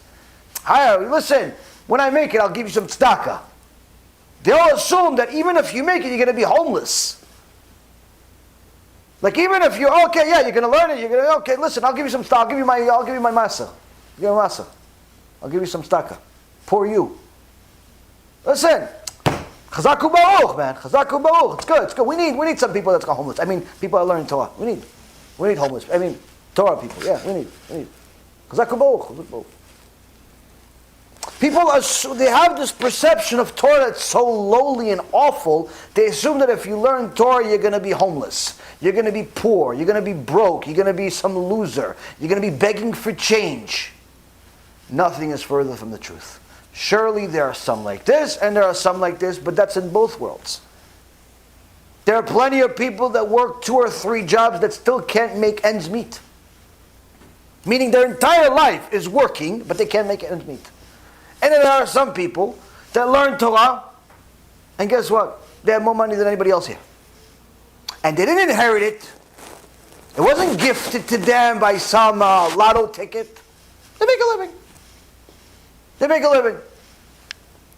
How come? Because Baruch runs the world. But when you don't have emunah and bitachon in Hashem, that means that emunah and bitachon has to be somewhere else. It doesn't just cease to exist. It's either in Hashem or it's in something else. And what ends up happening, the less emunah we have in Hashem, the more emunah we have in ourself.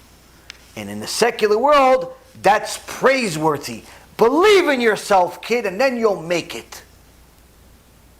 You have to believe in yourself. Everything is yourself. It's I. iTunes, iPod, I this, I that. Everything is I. Me. No Hashem. And guess what? That's a system for failure. And we see it in society and how lowly it is today. Divorce rates are really high. Just the educational system, no one can admire it.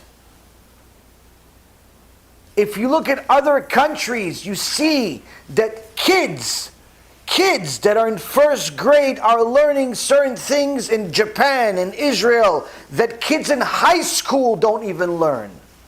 When I came to America, I was 10 years old. I felt like the entire class was retarded when it came to math.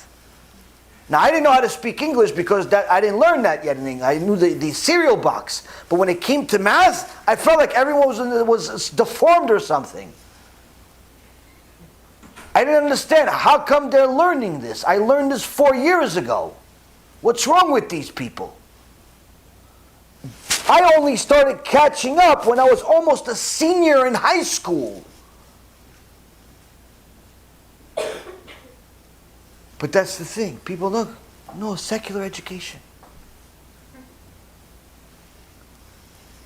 Now what happens now when we have so much faith in a secular educational system? Rav Wasserman says, as far as the spiritual values are concerned, the children, and he's talking about the children that keep Shabbat. He's talking about the children that are coming from modern Orthodox house.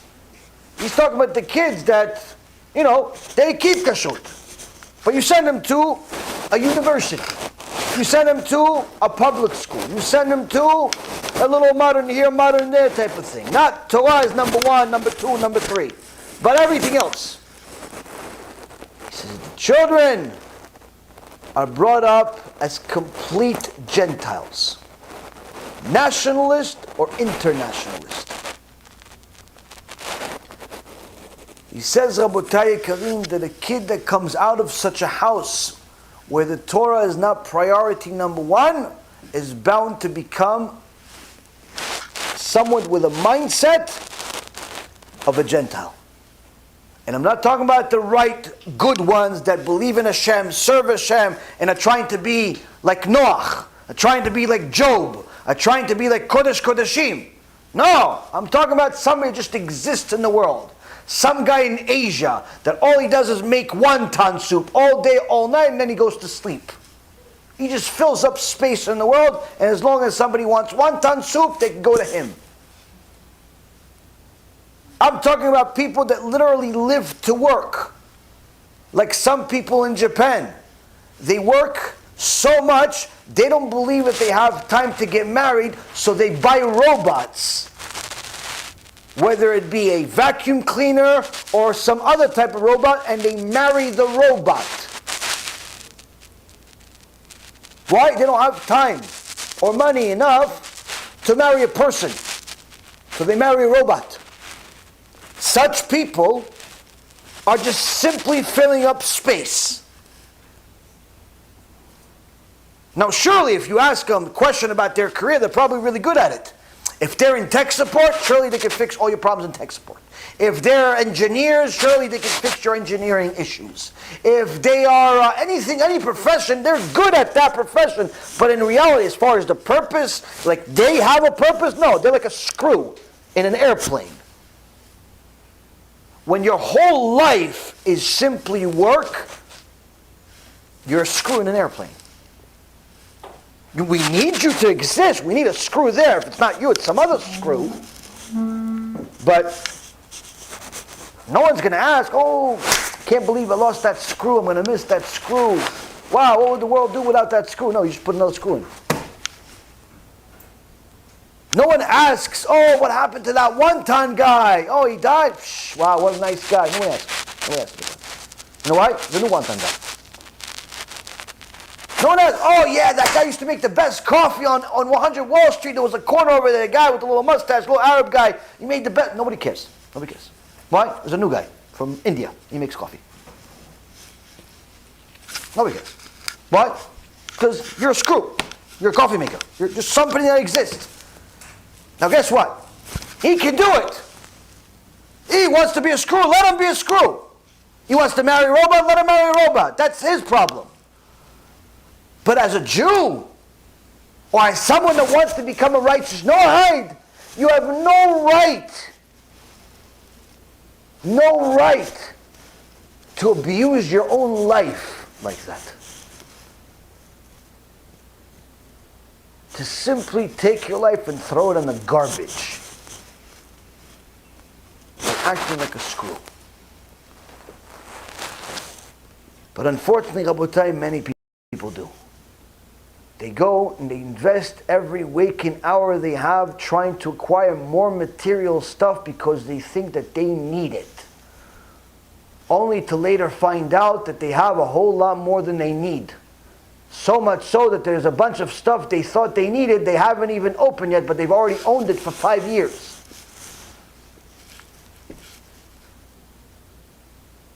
Their perception of reality is so distorted that their kids see their parents as something they want to be, but they're not really so sure either, though. Now, what's the reaction of heaven to this spiritual affliction? Rav Wasserman asks. He brings a verse from Jeremiah chapter 2, verse 19. Where Kadosh Baruch Hu says to the prophet to tell Am Yisrael, your evil shall castigate you. Your waywardness shall chasten you. Realize and understand that your forsaking of Hashem your God is evil and bitter, and that my awe was not upon you, the word of my Lord Hashem, Master of Legions. Kadosh Baruch Hu says to Am Yisrael, your abandoning of my Torah, not just abandoning meaning you violated Shabbat. No, you kept Shabbat. You kept kosher. But when it came to learning Torah, you didn't have time for it, ever. When it came to Torah being number one most important thing, no, not so much.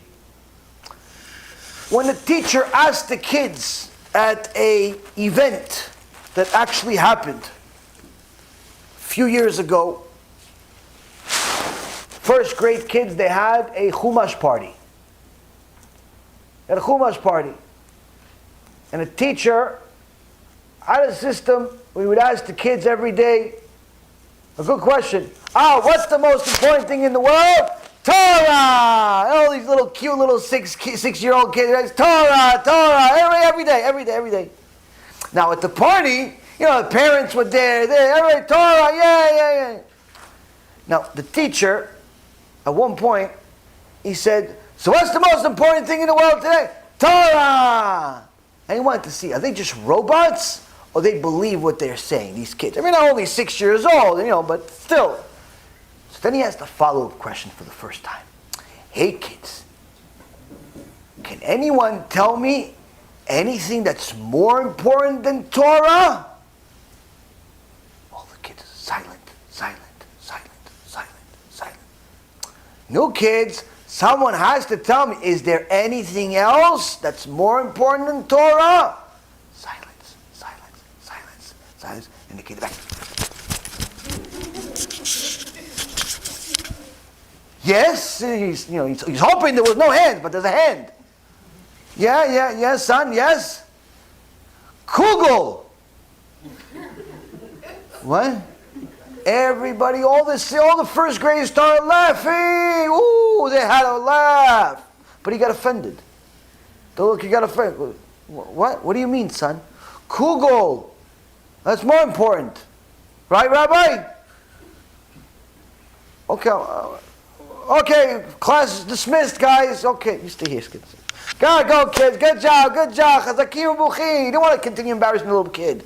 Tell me, Chacham, this rabbi. He wasn't a Rasha, Tzaddik. So you know there's something wrong. The kid actually means it. He's not joking. He's not making fun. He actually means what he's saying. And he's offended. Everybody's like making fun of him. He doesn't know. So you want to end it right away. Okay, class dismissed. Go play. Do something. Let me talk to this kid. Son, what do you mean? What do you mean, kugel? Well, Rabbi, every Friday, we learn with Abba, and we learn, the parasha, and no one's allowed to do anything. You're not allowed to do anything. You have to learn with Abba. And we learn, and he tells a story, and this. Okay, yeah, but nothing's allowed to stop except when Ima comes with the kugel. Then, doesn't matter where we are, if we're in the middle of the story, nothing. Abba closes the book, we got it, that's it, kugel's here. So, obviously Kugel won, no, Rabbi? Now let me ask you, this parent is not a bad parent. He obviously means well, he sends this kid to learn Torah, he teaches him himself, it's fantastic. But he doesn't realize this tiny little mistake he's making. Unintentionally, but unfortunately it's making a mark on his kid. Hashem yishmor v'yatzil. May we never have such marks where the kid, the little pure boy, is so pure and so small that he thinks that kugel is more important than Torah. Now sometimes parents tell a kid, listen, the yeshiva that you want to go, it's a little expensive, son. So what we're going to do is you're going to go to, free school with the goyim. You go to public school, and then we're gonna get you somebody to learn with you, after school and so on. Now you're thinking, yeah, I'm gonna, private teacher, I'm gonna, but it's gonna save some money. Instead of $1,000 a month, $2,000 a month yeshiva, I'm gonna get somebody for like $100 a week, $100 a month, right? I'm gonna save some money for my kid. I'll use it to save him to go to college, right? I'm doing the right thing, right? Guess what you're doing? All you're doing is telling your kid, listen, son, Torah is not worth the money. When you tell your kid, listen, don't go to spend money on Torah. Let's go spend money on vacation. Let's go spend money on a nicer car. Let's go spend money on another pair of shoes. You know what? Listen, you're not going to go to yeshiva, but I'll buy you a new toy. I'll buy you a new Game Boy, Shmei Boy, something that's going to ruin your life. I'm going to buy you one of those. I'm going to get you that. Don't worry. You're going to have a new friend. Don't worry. But, you're going to go to this. Don't worry. It's everything okay. Because you're thinking, I looked at my QuickBooks. I got my financial plan. I got to save $12,000 this year. So what's the best thing to do? Oh, let's cut the yeshiva. $1,000 a month. That's it. Easy cut. Listen, honey, we can go on vacation this year. Why? I'm a genius. I just cut our expenses by $12,000. Why, honey? You really are a genius. Oh, and by the way, our son's not going to go to yeshiva anymore. What? Yeah, no, he's going to go to a better school. Listen, these public schools today are so good, they're better than these yeshivas. See what happened in the news with these yeshivas? What are you teaching your kid? Torah is not worth it. Torah is not worth it. The same thing happens, Rabotai, constantly.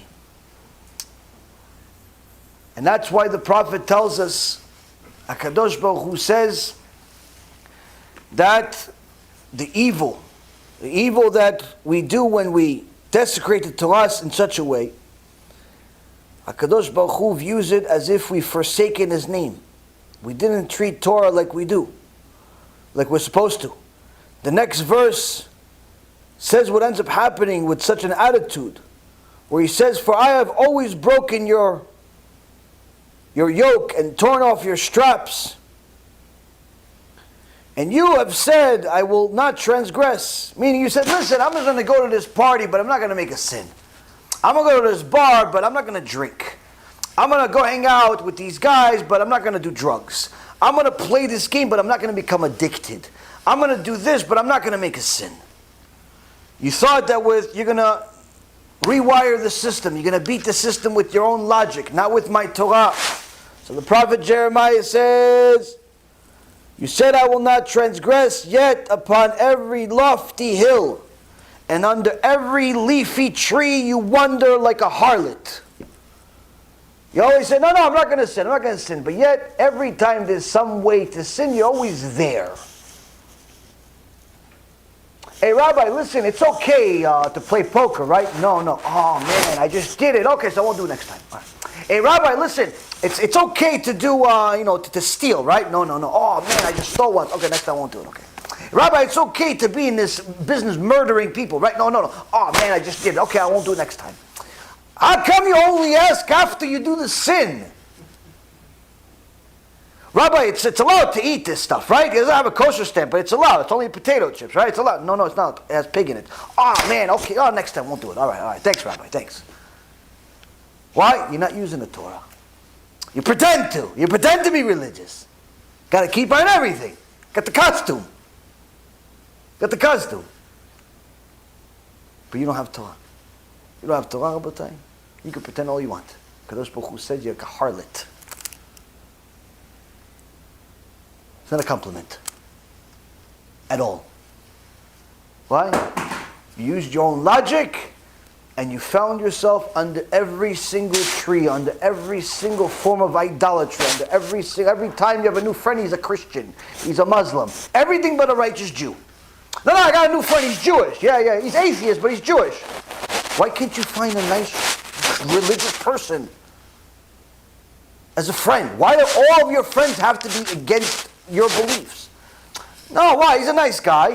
What do you mean he's a nice guy? He's spitting in God's face by saying he doesn't believe in him. What's so nice about him? What's so nice about him? No, he's not like the other guy. You didn't like the Muslim guy, right? No. The Muslim guy was actually better, but he's still not good for you. Why? Because he believes that all Jews are liars. That's foundation of Muslim belief. That's why there's no real debates between Muslims and Jews. Why? Because you can't debate the Muslims. Why? Because they simply believe that the Jews changed the Torah. So there's no debate. At least the Christians, which are idol worshippers, but nonetheless you could debate them. Why? Because at least they believe in the authenticity of the Torah. But with the Muslims there's no debates. Why? They simply believe we changed the Torah. They think instead of Akedat Yitzchak, it was Akedat Ishmael. We changed the names. So there's no debate there. So you being friends with him, and he's a religious Muslim, it's not exactly an ideal friend for a nice Jewish boy. It's not an ideal friend. Okay, no, but I always hang out with the Christian kids. Why? Well, they're not really religious. Yeah, but why can't you find Jewish kids and be with them? Like, why is it always that every tree you're under is the wrong one? Because you're not using Torah. And you know why you're not using Torah? Because your parents told you Torah's not all that. You could do other stuff. You could learn important things on the news. You could become smart by watching game shows. You could become rich by scratching a lotto ticket, or maybe inventing something by playing on your computer. These types of beliefs start with the parents, go to the kids, and then everybody's surprised that we have an assimilation rate of Jews marrying non-Jews over 90% in some places in America. Over 90%. There's a better chance of a person getting hit in the face by a plane than marrying a Jew in America. Why?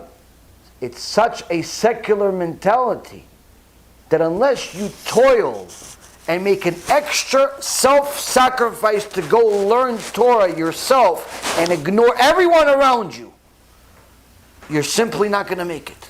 Why? Because your friends, they go to school, but they don't really want to.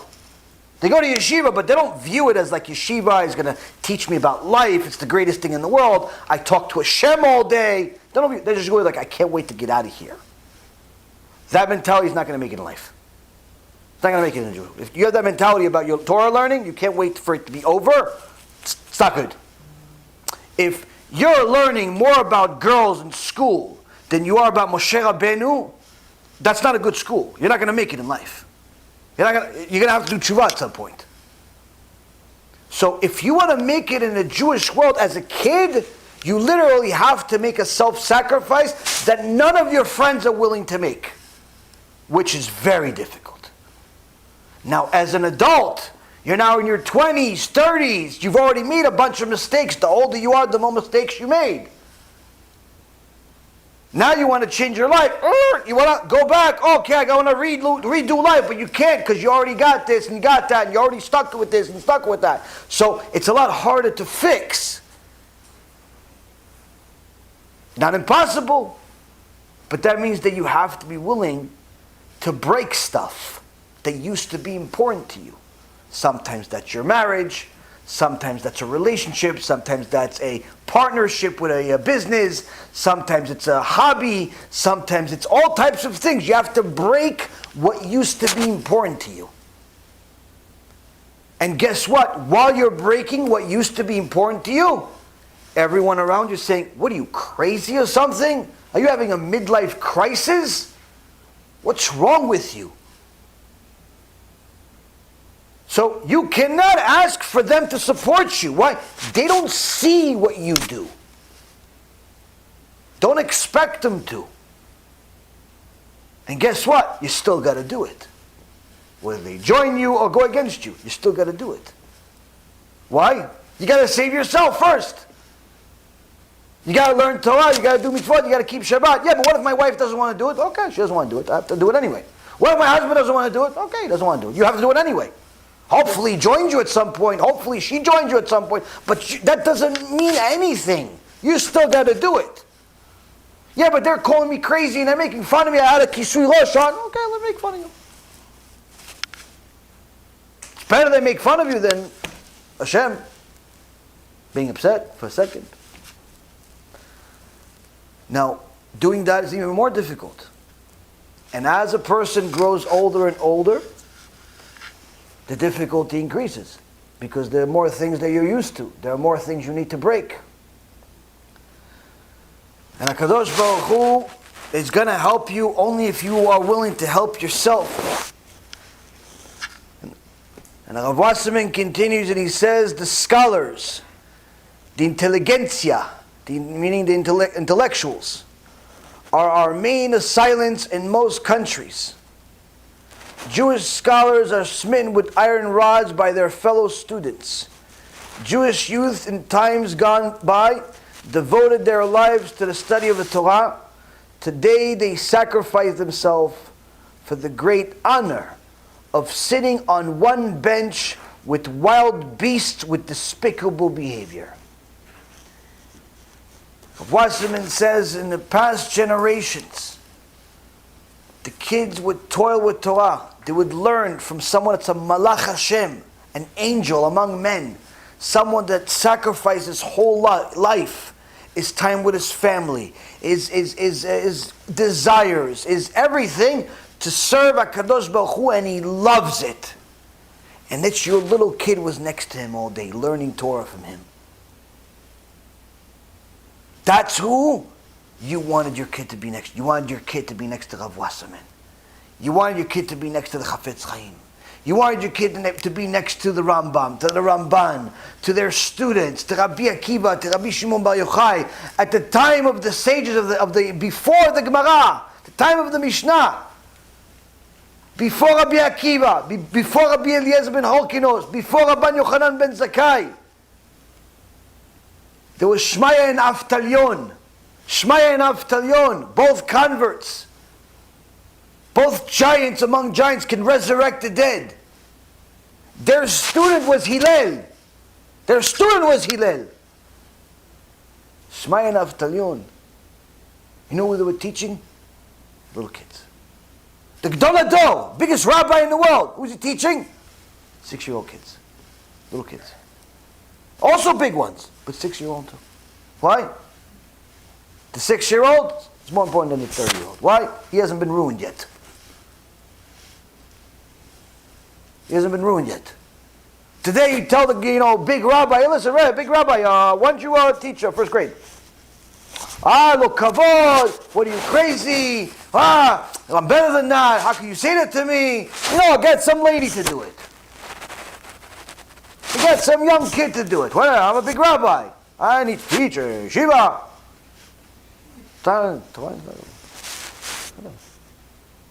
So, again, things have changed on both ends. Our perception has changed. Our understanding has changed. But we're in previous Gilgulim, in previous generation, the parents aspired to have the local Rav, the Talmid Chacham, teach their kids. Says today, people sacrifice their life just to have the honor to take a picture next to some beast that can jump really high and put a ball in a hoop. People will do anything, embarrass themselves publicly just to hug some stranger because he was on some movie. Yeah, you see, yeah, I'm next to that boxer. That's cool, right? Yeah, he didn't really like it, but I got the picture though. You know? Yeah, but he was eating dinner with his family. I don't think he wanted that picture. Yeah, whatever, but he's used to it. That's a cool picture though, right? That guy made $100 million this year. People aspire, that's their goal. Now who are these people that you aspire to take a picture with? Divorced 4, 5, 6 times, beat their wives, drug addicts, sometimes rapists, sometimes pedophiles, all types of filthy, disgusting behavior. That's what Rav Wasserman is saying. Look what you changed. Look what you replaced our sages with. You took your kid from learning, from aspiring to be next to a Moshe Rabbeinu of his generation. Why? So you could go hang out with some basketball star. To be in the NBA one day, or maybe get front row tickets and pretend like maybe they'll put me on TV while I'm screaming. Oh, look, see, that's me screaming. Look, I'm the one that say foul. See, I was into it, right? I go to every game. You're a lowlife. You may be a nice person, but your life is low, meaningless. Why? You spend your life watching a bunch of people, overgrown people, chase a piece of leather with an ambition of putting it into a hole, cursing each other as much and as often as allowed,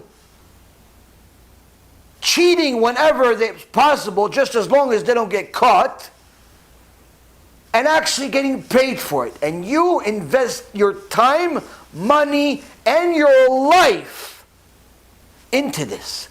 That's a low existence. You'd actually be better off going to the zoo, because maybe you'll learn something there. But what happens is, when people spend so much time watching sports, they start admiring the subject. Now, you're never going to see anybody go to a zoo and say, wow, that lion, I want to be a lion one day, man. Next week, I'm going to come here as a lion. I'm going to do, you know what, next week, you know what, I'm going to be a deer and I'm going to beat up this lion. You watch your back, lion. Never going to happen. Why? That's the subject. That's the entertainment. It's an animal. But yet, countless people, millions and millions of people, look at the entertainment animals kicking or throwing a ball, and they admire to be them, ignoring the fact that their personal lives are in shambles 9 out of 10 times, ignoring the fact that many of them have addictions that you don't even want for your enemies, ignoring the fact that their lives are completely miserable and insignificant the moment they retire and even during while they're playing. Ignoring the fact that the vast majority of them have such horrible and horrific lives that they end up having kids with different mothers without even being sure who, what, when, and how. Having children say Abba, but they're not really sure which guy it is. Having kids saying Ima, but they're not really sure who, what, when, and how. Simply producing lowlives in the world. Now, surely some are decent. Surely some are good. But a large part, they're nothing for you to aspire to. Nothing for you to aspire to. Admire.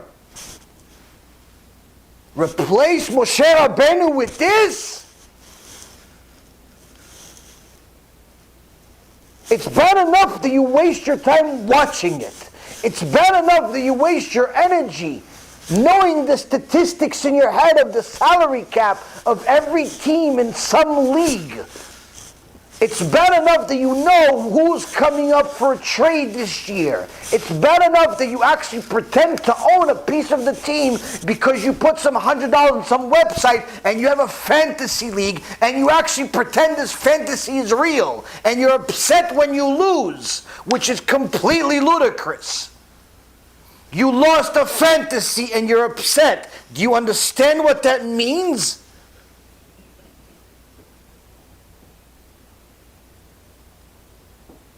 You're upset at something that's not real.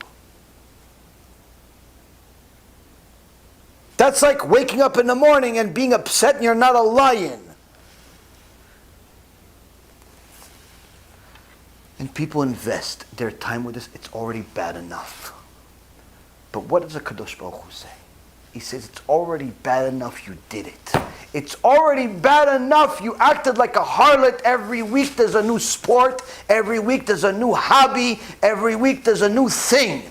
It's bad enough. But what's worse is the fact that you completely replaced my Torah to the point where you don't want to learn it. When I tell you come to a Shiur Torah, suddenly you're tired. But when your boy calls you, listen, we got a game to go, got free tickets, you coming? All of a sudden you have all the energy in the world. When somebody says, come on, we got a shiur, we got a daf yomi, like, you do yomi, I do my me. I got a game. I got a game to watch. I got a game to play. Kadosh Baruch Hu says that's worse. It's not only bad that we took on these horrific things, but we replaced the sages, we replaced Moshe Rabbeinu, we replaced HaKadosh Baruch Hu with people that simply are not even anything to aspire to be. That's embarrassing. Now, how do you get your kid to love Torah? Rav Hutner, the Pachad Yitzchak, said he lived at a time with these same Maskilim, these same reformers, who many of them knew Torah, a lot of Torah, were destroying Jews left and right.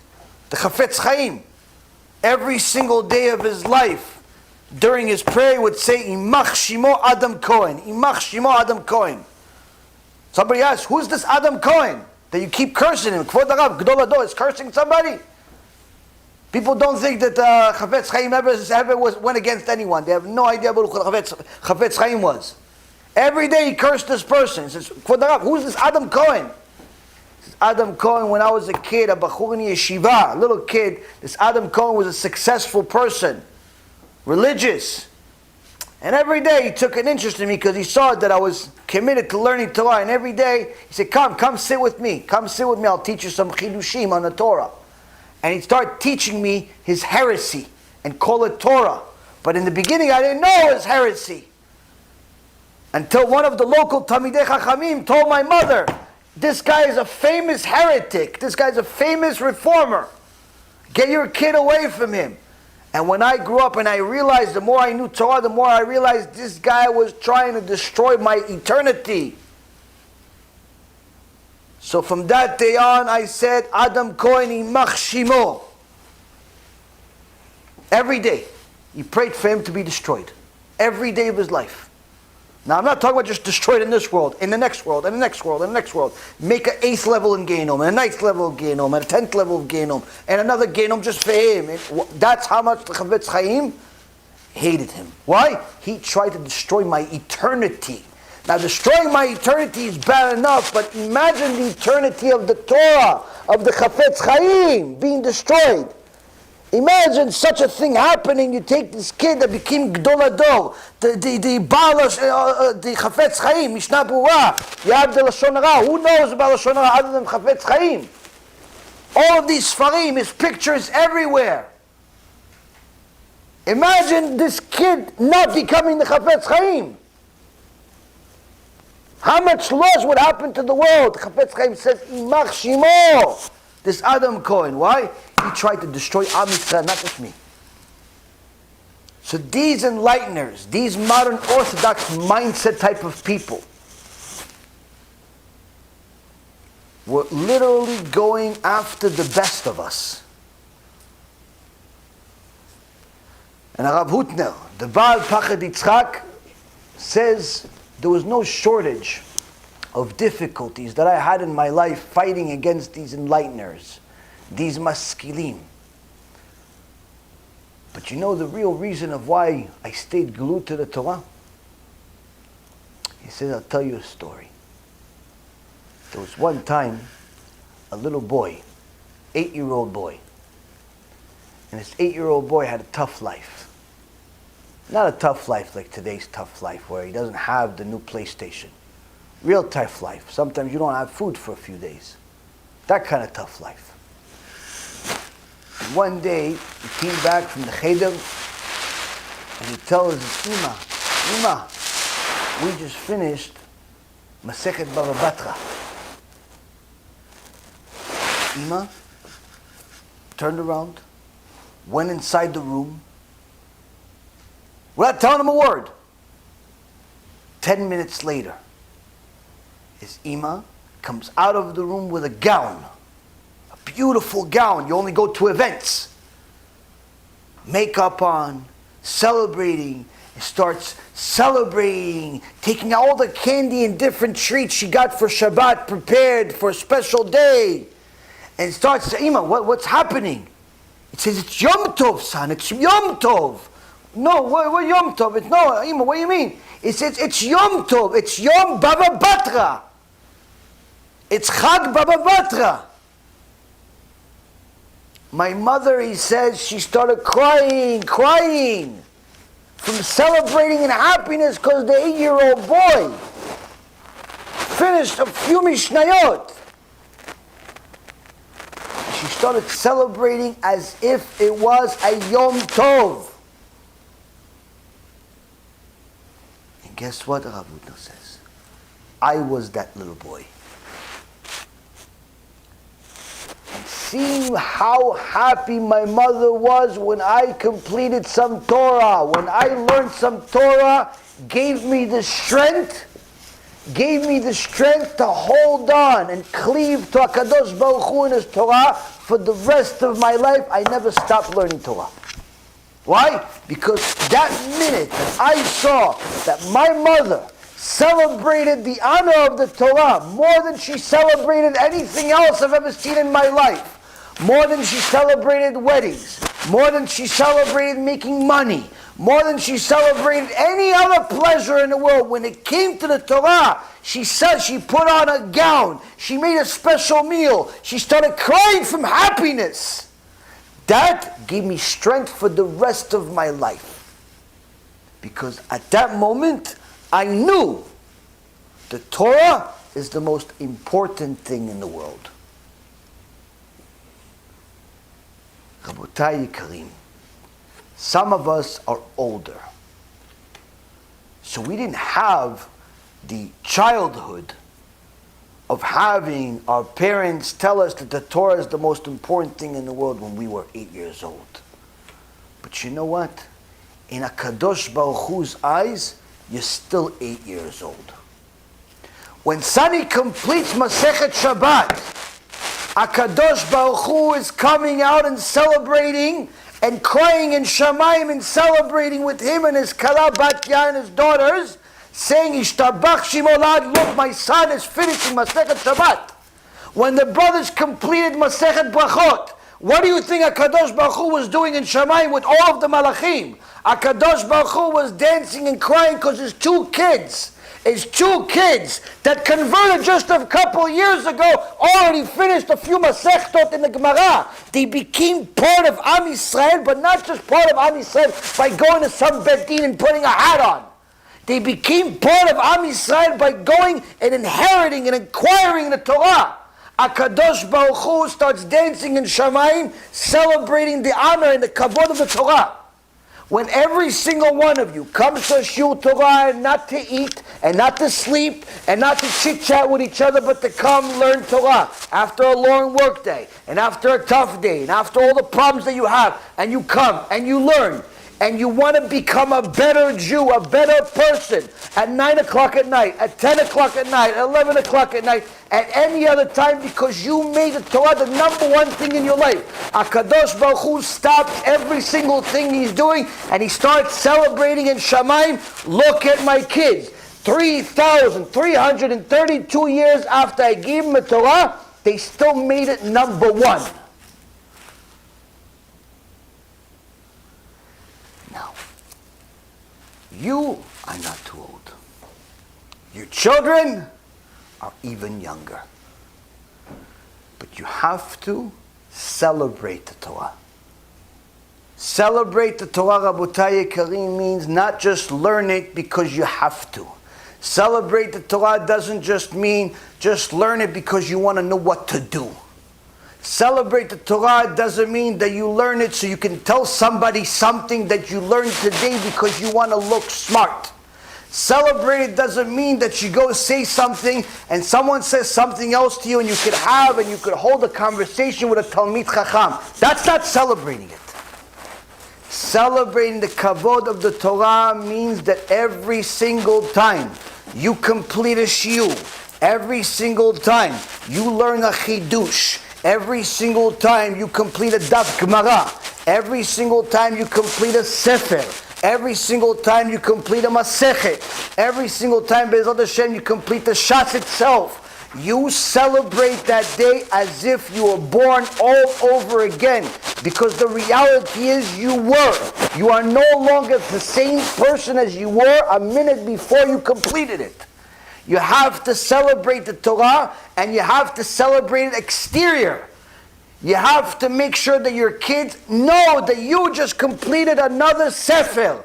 We're celebrating. Look, there's a special meal Ima cooked, or we ordered, or we're doing, or this, and we have maybe some guests, and we're going to have some candy, and a few balloons, and whatever you can do, and whatever you can afford. Abba, why are we doing this? Because Abba just completed another sefer. Oh, wow, I want to complete a sefer. If I complete a sefer, can I get a party? Yes, son. What about me, Abba? I'm a girl. Yes, you too. Girls too. When girls complete Sfarim, when it's written by the Chachamim, they complete the Sefer, they get a party. Celebrate the Torah, not the Bat Mitzvah. He goes, oh yeah, I can't wait, my kid is $40,000 Bat Mitzvah. Why? Why is she celebrating? And she got older? So what, every year she's going to celebrate getting older? So the 90-year-old, wow, he might have had a lot of parties. Just surviving the parties is a miracle. What's the benefit of getting older? Celebrate acquiring more Torah. You completed a sefer, have a special meal. Have a guest. Have something. And show it to your kids. That's what we celebrate in our house. Birthdays, if you acquired a lot more Torah during this year, okay, that's something to celebrate. But if all you did this year is sin, what's the celebrating? We should celebrate you're still alive and Hashem didn't kill you. That's a celebration. But acquiring Torah, acquiring more HaKadosh Baruch Hu in your life, that's a celebration. Son, daughter, we are going to celebrate today, but we don't have that much money. You don't need money to celebrate. You don't need money to celebrate. Do you understand that we have more of a Kadosh Baruch Hu in our life now? Why, Abba? Why, Ima? Why do we have more Kadosh Baruch Hu today than yesterday? Ma ishtana halayla hazeh? What changed tonight? Tonight changed because we just completed another Gemara. We completed Chumash. We completed another Sefer Tzadikim. We have more Hashem in our life. We know a little bit more about Hashem. And if that's not a reason to celebrate, then you know nothing about Judaism. Chachamim say, why is the Gemara say that Tu B'Shvat and Yom Kippur are the two greatest days in the world? Two greatest days. Yom Kippur we know because that's the day HaKadosh Baruch Hu forgives us for our sins. But what Tu B'Shvat? What Tu B'Shvat? Why we care about Tu B'Shvat? Or Tu B'Av, Tu B'Av. Why do we care about Tu B'Av so much? The Gemara says the following. On this day, the summer broke. And therefore the Kohanim would no longer take down the trees because they weren't dry anymore. They weren't dry anymore. So it wasn't worth it to cut them down and bring them to the Beit HaMikdash. For that we celebrate. Chamim say, what? Now I'm more confused than before. Now I'm more confused than before. So, we're not even talking about all the Kohanim. What are we talking about? 10, 20, 30 Kohanim? They used to go cut some wood, bring it to the Beit HaMikdash. So they're not going to cut some wood because they're not dry anymore because the summer is over. And that makes it the greatest day of the year. Rabotai Karim, that's the difference. That's the difference between our generation, the Chachamim say, and the generation of the Beit HaMikdash. You see, in our generations, we hear that there's going to be 10 or 20 Kohanim that are not going to cut wood, and we have no idea why that's even good. We're thinking already, well, surely somebody has to get the wood. We're thinking, well, are they going to buy it? Maybe they're going to raise the money. Like, we're already thinking economically, financially. You know what? Let's figure out a new plan. What are we going to do with this wood? How are we going to pay for it? How are they going to survive? We're thinking money, money, money, money. That's what we're thinking. The last thing in our minds, how is this good? Oh, you know what? It's good. Oh, maybe somebody donated. Somebody donated. Baruch Hashem, that's good. Why is that such a good day, though? Why is it such a good day? We have no idea. We're confused. And a person that's not glued to the Torah will never understand this answer. Never get this answer on their own. You see, Rabotai, Chachamim explained to us that the difference between our generation and the generation of the Beit HaMikdash is that they knew what Torah was. And they understood that now that these few Kohanim, not even all the Kohanim, just a few of them, 10, 20 of them, are not going to have to cut the wood anymore, that's going to give them more time to learn Torah. That means that there's going to be 10 Kohanim, 10 Talmidei Chachamim, they're going to learn more Torah. For how long? Let's say a few more hours a day. We're thinking, what's the big deal? Okay, 10 more people learn another hour, 2 or 3 hours a day. Wow, like, what's the big deal? It says, that's what you don't understand. You don't understand anything about Torah. The fact that you have 10 more people learning Torah for a few hours a day, a few hours a week, that is a Yom Tov. That's a holiday. That's the greatest thing that happened the whole year. Why this day is a day that there's a little bit more Hashem in the world, a little bit more of His Torah in the world. That's as good of a Yom Tov as it could possibly be. This is what we have to teach ourselves and teach our kids. It's not that I mind that you waste your time, son. It's not that I mind that you waste your time, daughter. No, it's that, you see, with that time, you can learn more about Hashem and bring more of Him into the world. More Torah into the world. And that is something we cannot afford to miss. We cannot afford to miss. That's why the Torah is the most celebrated thing you have to have in your life. You see, when you completed that book, when you completed that sefer, you completed that masechet, you completed that 3-hour shiur, you brought more Hashem to the world. That's a Yom Tov. That's a holiday. That's amazing. You start him young. By the time he gets to your age, he's a tzaddik. Why? Every day is Yom Tov. Every day is Yom Tov. But he can't do it alone, the kid. She can't do it alone, the kid. Just to see it. And you can send them to the best yeshiva in the world, but when they come home at some point and they see you watching TV, guess what? That whole yeshiva goes to the garbage. You can send them to the best teacher in the world. You can send them to Moshe Rabbeinu himself. He comes home and you make a bigger deal about Kugel and Kneidalach than you do about Torah. Guess what? His whole semester goes in the garbage. He's better off not learning.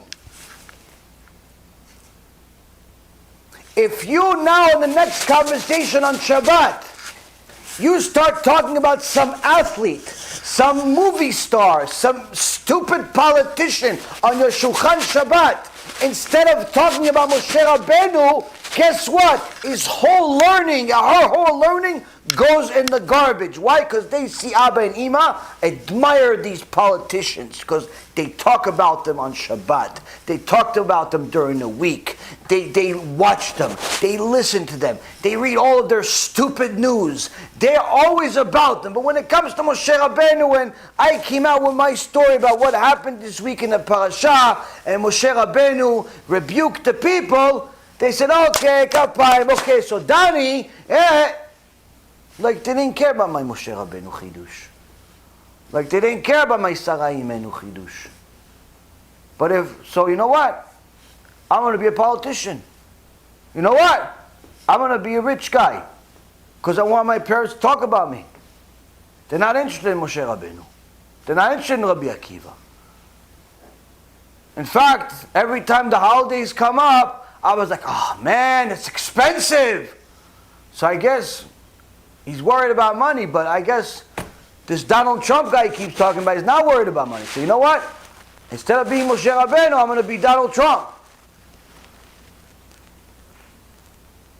You see, Rabotai, it's not just about learning.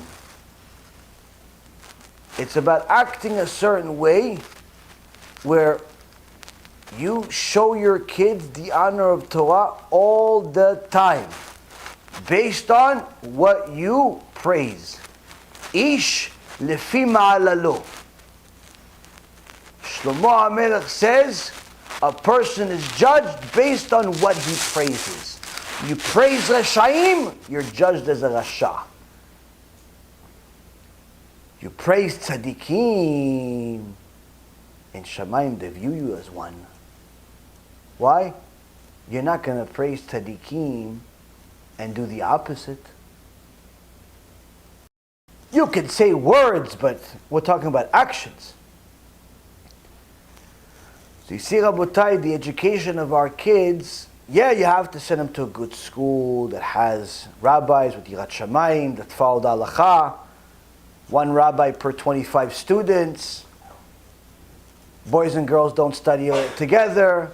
If it's a girls' school, then it must have, everybody has to be modest. If it's not modest, then it's not a school. All of these things you have to go. You have to go to the good schools and all that stuff. Yeah! But school starts at home too. School starts with the parents. School starts with us. Everybody's got to take this into consideration and apply it to themselves first. Even if you're the kid watching this, you have to apply this to yourself.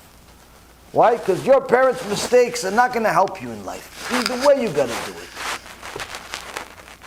You can't say, oh, see, I didn't grow up this way, so I guess I'm excused. Wrong. No one's excused. Why? You're alive. You're alive. You have a brain. You have a neshama. You need to do everything. Be'ezrat Hashem, this too will give us the chizuk that we need to add Torah from this point on to our everyday lives, because that's the whole point of Tu B'Av. Tu B'Av is celebrated because there's more Torah in the world. More Torah in the world, Rabotai. It's such a extraordinary day to add Torah that Rav Yosef says in the Gemara, in Masechet Ta'anit, a person does not add Torah to his learning during Tu B'Av, meaning starting Tu B'Av, may as well die during his mother's lifetime, Hashem Yishmo. Why? He doesn't want to add more Torah. There's no point to him. There's no point to this guy. The sages weren't politically correct. The sages told it as it is. We have to understand. We need this emet. We may not be able to fulfill every single thing perfect, but we still need to hear it. We still need to know it. Why?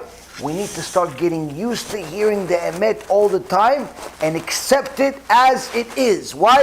That's Torah, and that's what I want to learn. And I'm going to try to acquire it as it is. No sugarcoating, no political correctness, no enlightening, no reforming, no secularizing, and no modernizing. I want it as it is. Why? That's the thing that kept us as a nation. Everything else is ruining us. So tonight, is Tu B'Av. Make commitment. From now on, I'm going to learn a little bit more. So if you're learning already an hour a day, learn an hour in 5 minutes. Learn an hour in 1 minute. Learn an hour, 2 hours. Whatever you could do, more. Whatever you're doing, more. Why? It's Tu B'Av. It's the day of more Torah. To show Hashem that, yeah, you know what, maybe I don't really understand completely what's the big deal that a few Kohanim are learning more Torah, but since Hashem, since you made it a big deal, that's enough of a reason. Since you made it a big enough deal that you actually have a special day in the year, commemorate for this, it's special for you, Hashem. I get it, it's special. I don't have to understand. I don't have to understand. It's special for you, Hashem, it's special for me. Why? I love you. This, Rabotai, is what we need to do. This is the only defense against the Maskilim, against these enlighteners, against these reformers, against these modernizers, whatever they want to call themselves. We have to fight it with more Kedusha. That Kedusha starts with us, our kids, and it doesn't end with just us and the kids. We have to continue with Hashem's kids. The rest of Klal Yisrael, the rest of the world, anyone that's willing to learn Torah, try to do whatever you can to send it to them. Today you can do it for free. Take this lecture, share it. Get some CDs, share them. Get some movie cards, share them. Take the app. The app is unbelievable, Baruch Hashem. Unbelievable app. Take that app, share it with every single one of your friends. It's a great app. Download it. You have Shiur Torah every single day. You can ask questions. You can get all types of things. Get the app. All types of ways to share Torah. All types of ways. Some cost money, some you do for free, some a combination of both, but do something. Why? Show Hashem that you're not only worrying about yourself, you also worry about His other kids. Be'ezrat Hashem, we worry about His other kids, so He will also worry about our kids. Baruch Adonai Leolam. Amen ve'amen.